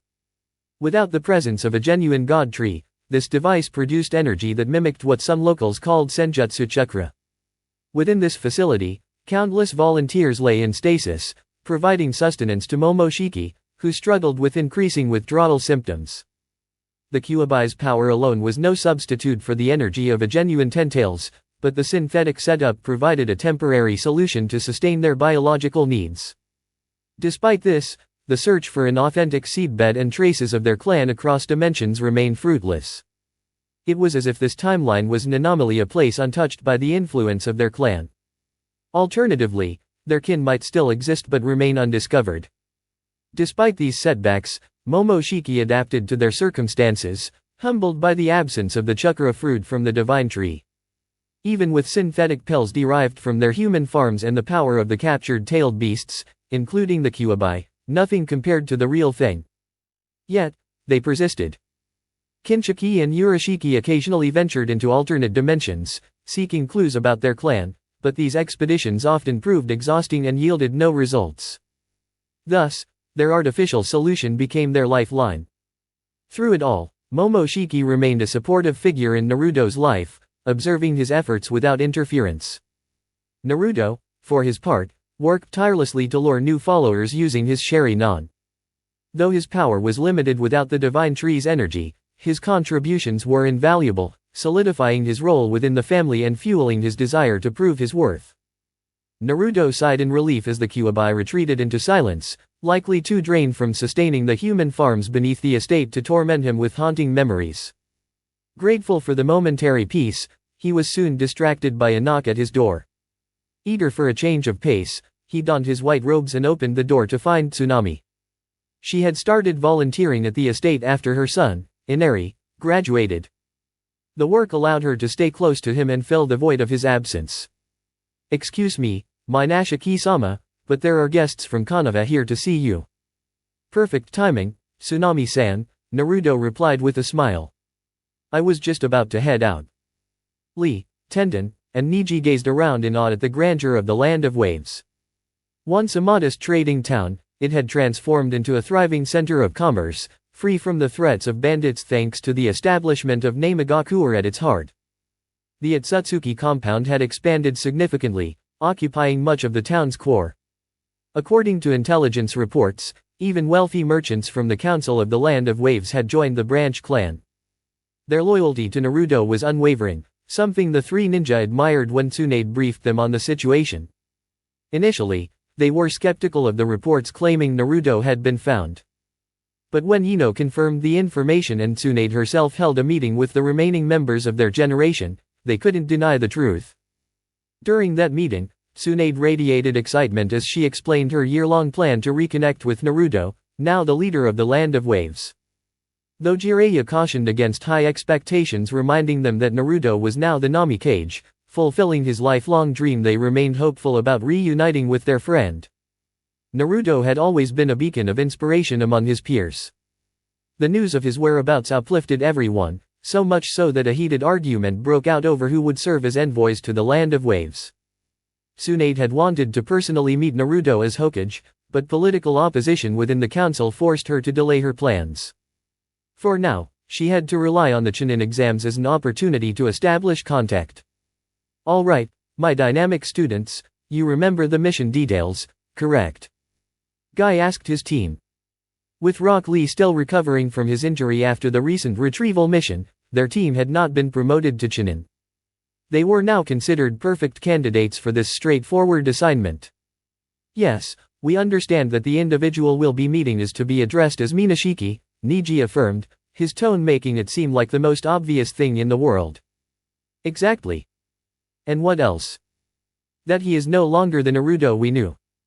He has lost his memories, which means we are here on official business rather than for a personal visit. We must act accordingly. No joking around, especially you, Lee." Tendon directed a stern glance at her enthusiastic teammate, who chuckled sheepishly. "Of course, I understand. My friends, let us greet Minashiki without delay." "Hey, what did I just say, Lee?" "Oh, right. My apologies. Regardless of what name he goes by now, I'm sure his vibrant spirit remains unchanged. Let's hurry." "All right, let's move," Guy commanded as they made their way toward the estate of the Nami Cage. Upon reaching the gates, the team froze as two familiar yet intimidating figures greeted them. Standing guard were none other than Itake Uchiha and Kisame Hashigake. "Welcome, representatives of the Leaf," Itake greeted in his usual calm tone. The team instinctively averted their gazes, well aware of the Uchiha's power. However, Itake stopped them. "I serve the Nami Cage now. As long as you maintain peace, there will be no conflict," he said, his gaze steady but without malice. His words subtly hinted at the presence of other figures patrolling the compound, figures equally formidable. "Understood, Uchiha-san. In that case, we will proceed," Guy replied, leading his team inside. Minishiki, seated on a grand throne, watched as Tsunami escorted the Leaf delegation into the hall. A wave of familiarity washed over him as he observed the faces before him, though their names eluded him. After a round of formal introductions, Guy stepped forward to announce their purpose. "We have come, Lord Namikaze, to confirm the alliance between our nations. Additionally, we wish to discuss the upcoming Chunin exams, which we believe will strengthen the bond between our villages and provide an opportunity for our shinobi to interact and grow." Minashiki's eyes lit up with interest. For reasons he could not fully explain, the idea of the Chunin exams stirred something within him, an eagerness that was both thrilling and nostalgic. "Ah, excellent, Guy-san.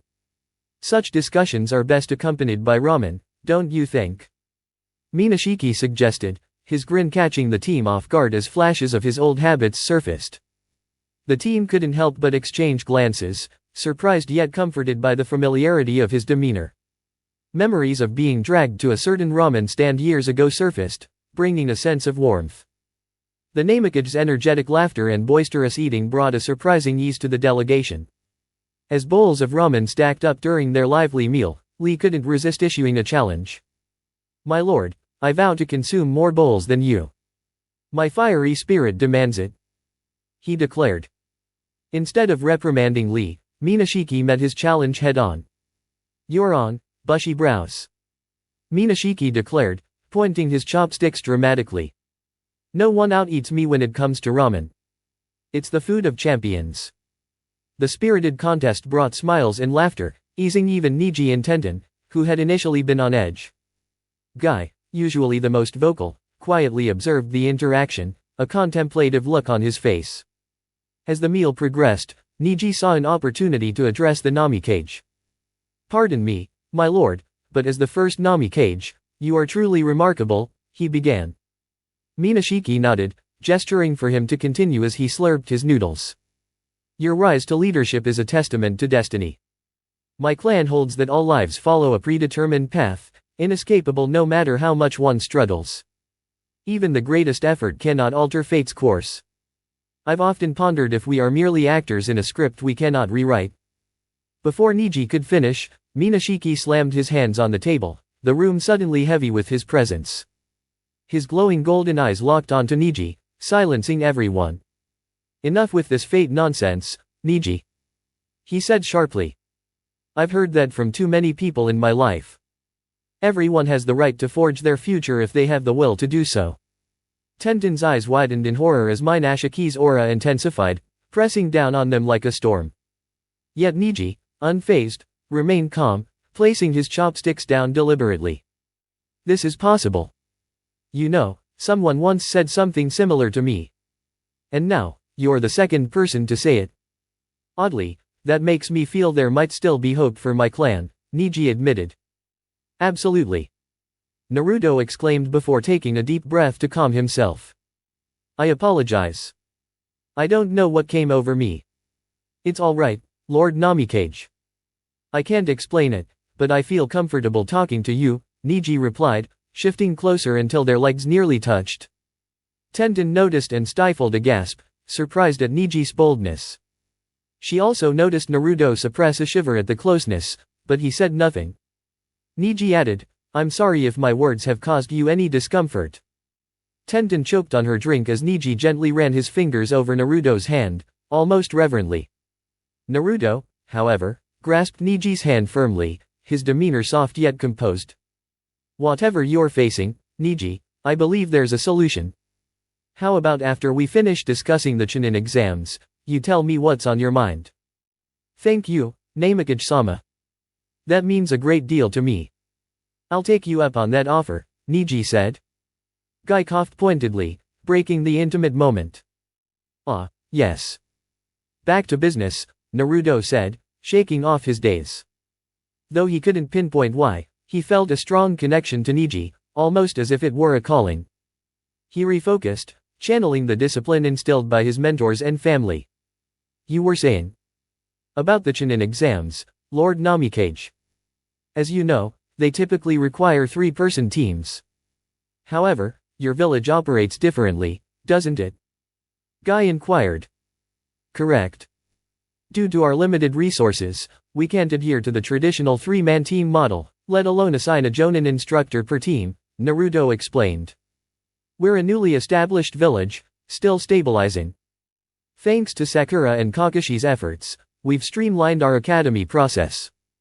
Still, I had to borrow Haiden and Kakuzu from the neighboring Rain country to support our influx of trainees. Otherwise, Itaka would be completely overwhelmed. Fortunately, Kanava's assistance allowed Deidara and Sasori to be reassigned, easing the strain on our staff. For that, I owe Kanava a debt of gratitude. There's no need for that, my lord, Guy replied. Our Hokage has a vested interest in your nation, not just for its economic potential but for personal reasons as well. Personal reasons? Naruto asked curiously. Yes, though I don't know the full story. Rumor has it that someone dear to her once lived here. That person's memory seems to play a role in her support for Wave. I see. And was Kakashi able to uncover anything regarding this person during his mission? Naruto inquired. It seems so. The Hokage was quite pleased with the last mission report they submitted. Naruto smiled, feeling inexplicably relieved. That's good to know. Now, regarding logistics, Guy continued, as the host village, Kanava will manage most of the security, including transportation for your teams. How many will you be sending? As I mentioned earlier, we have limited resources. We'll only be sending one team, but it's one of our best. Considering our situation, I trust Kanava won't object to a two-person team. Not at all, my lord. The council and other villages have already approved this exception, Guy assured him. Excellent. And you needn't worry about transportation, we have our own methods, Naruto said with a cryptic smile. If you say so, my lord, Guy replied. We'll take a short break now. Feel free to enjoy the amenities during your stay, Naruto said, gesturing toward Lee, who had collapsed after overeating ramen. Tenten tried unsuccessfully to wake him. Realizing what had happened, Guy chuckled nervously. My apologies, Namakage-sama. Naruto laughed. No harm done. Oh, and Niji, could I speak with you for a moment? Of course, sir, Niji replied, following Naruto to a quieter area. He exchanged a knowing glance with Tenten, who rolled her eyes and mouthed, be careful. In the secluded courtyard, Naruto couldn't shake the curiosity Niji had sparked in him. There was a familiarity in Niji's words and demeanor that stirred something deep within. Offering tea, Naruto encouraged Niji to speak freely, and he did, sharing his frustrations about the Hyuga clan's rigid hierarchy. As Niji described the divide between the main and branch families, Naruto felt a surge of anger. The Hyuga reminded him of the oppressive dynamics within his own lineage. The parallels between the Hyuga's traditions and the Otsutsuki's rigid hierarchies were striking, and the realization ignited a storm of emotions within him. That's truly unfortunate, Niji, Naruto said solemnly. Your clan's struggles mirror those of my own. This idea of main and branch families, it's a relic of an outdated system. My father enforced it strictly, and now I see why your story resonates with me. This father of yours, Lord Namikaze, what kind of person is he? Well, to me, he's one of the most caring and loving people I could ever hope for. But to others, he can come off as cold. Once you get to know him, though, he's like a father who's always looking out for the best interests of the clan. I guess I can relate to your desire to change your clan, even just a little. The Otsutsuki clan has existed for so long that even I don't know its full history, just bits and pieces Urushienii and Kienii have told me. Are you sure there's no connection between your clan and the Otsutsuki? As far as I know, Lord Namikaze, there's no record of such a link in the archives. I'm curious about this Byakugan of yours. Could it be the same as ours? Well, there's only one way to find out. A mischievous smile crept across Naruto's face. This could be interesting. How about this, we spar? Just Byakugan and Taijutsu. Let's see if our Byakugan abilities are truly the same. Niji smirked in return, equally intrigued to measure Naruto's growth over the years. Before we begin, my lord, I must ask, can you turn off your Sharingan? Naruto touched the eye on his forehead. Oh, right. I nearly forgot. But that's not a problem, Niji-san. Naruto pulled a white bandana from his pocket and tied it around his forehead. There. That should do, right? I have no objections, Lord Namikaze. Shall we begin? Wait, before we start, why not invite the others and put on a show? It's been a while since I've tested myself against a real opponent. My usual sparring partners are either too predictable or unbeatable. I could use a change of pace. A splendid idea, my lord. Great. Go gather them while I change into my training gear. These robes aren't exactly battle-ready. As you wish, my lord. Niji returned to the dining hall with a knowing smirk. I've got news, everyone. The Namikaze and I will be sparring in the courtyard. Care to watch? Tenten's jaw dropped. You're joking. Come on, Tenten. Aren't you curious? And Lee, get up, I know you want to see this. How on earth did you convince him? Niji chuckled. Oh, I have my ways. But suffice it to say, there's more of the old Naruto in him than anyone thought. You'll see. The courtyard buzzed with anticipation as Team 9 arrived. Naruto stood ready, now dressed in a simple gray jacket with black accents and a pair of black training pants. Gon wore his elaborate robes and veil. He looked more grounded, more like the Naruto they remembered. His shoulder-length hair was tied back, revealing his face clearly. A wave of nostalgia swept over the team, bringing back memories of their genin days. You ready? Naruto asked, excitement flickering in his pale eyes. Niji took his stance, activating his Byakugan. Naruto, meanwhile, stood casually, arms at his sides, the white bandana over his left palm adding an air of mystery. After you, Lord Namikaze, Niji said, studying Naruto's chakra network. He noted the subtle differences in Naruto's Byakugan. There were no veins around his eyes like in the Hyuga clan. Instead, his chakra network branched intricately, feeding more power to the Byakugan. He also observed the orange energy mingling with Naruto's own chakra, as well as a separate, unfamiliar network clearly Otsutsuki in nature. The orange pathways were spread throughout Naruto's body, making it clear that sealing his Tenketsu points would be nearly impossible. Niji sighed inwardly. Victory was unlikely, but this sparring session wasn't about winning. It was about helping Naruto reconnect with his old self. Well, if you're not coming, I will. Naruto disappeared in a blur of motion, his speed astounding. Niji barely kept up with his Byakugan, tracking the residual chakra trails. Bracing himself, Niji relied on an old favorite. Hakushou Kaiden. Spinning rapidly, Niji released chakra from all his Tenketsu, forming a protective barrier. Naruto skidded to a halt just before impact, leaving a deep crack in the ground where he landed. Naruto smirked, stepping back slightly. Focusing on defense, huh? That's pretty draining. Are you sure you can keep it up? Naruto remarked as Niji stopped spinning. Old habits die hard, my lord. But are you sure standing idle is the best strategy? Niji countered, charging forward with precision, aiming to shut off as many chakra points as possible. Each strike met resistance, with Naruto gracefully evading or parrying the blows. This time, his movements seemed even more fluid, his footwork lighter, as he maneuvered against Niji's calculated attacks. Team 9 watched in awe, captivated by the duel unfolding before them. Naruto and Niji moved in perfect sync, their movements resembling a choreographed dance only they could follow. Soon, their speed became a blur, visible only as streaks of orange and blue as their chakra flared in rhythm. Even Gai-sensei stood in stunned silence, marveling at the extraordinary display. The courtyard reverberated with bursts of energy, the sheer force of their strikes sending ripples through the air.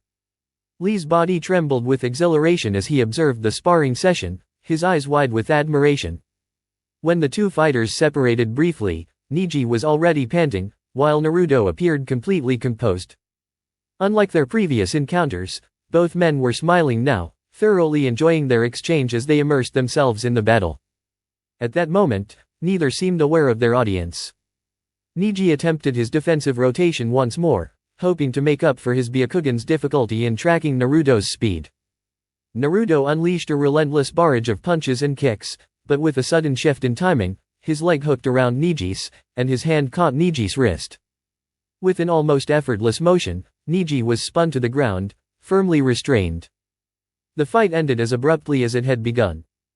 "I win," Naruto murmured, his voice low as he leaned closer to Niji, still pinning him to the ground. Niji froze, a shiver running through him as he felt the intensity radiating from Naruto. The Namekage's body seemed impossibly strong, every muscle taut as he held Niji in place.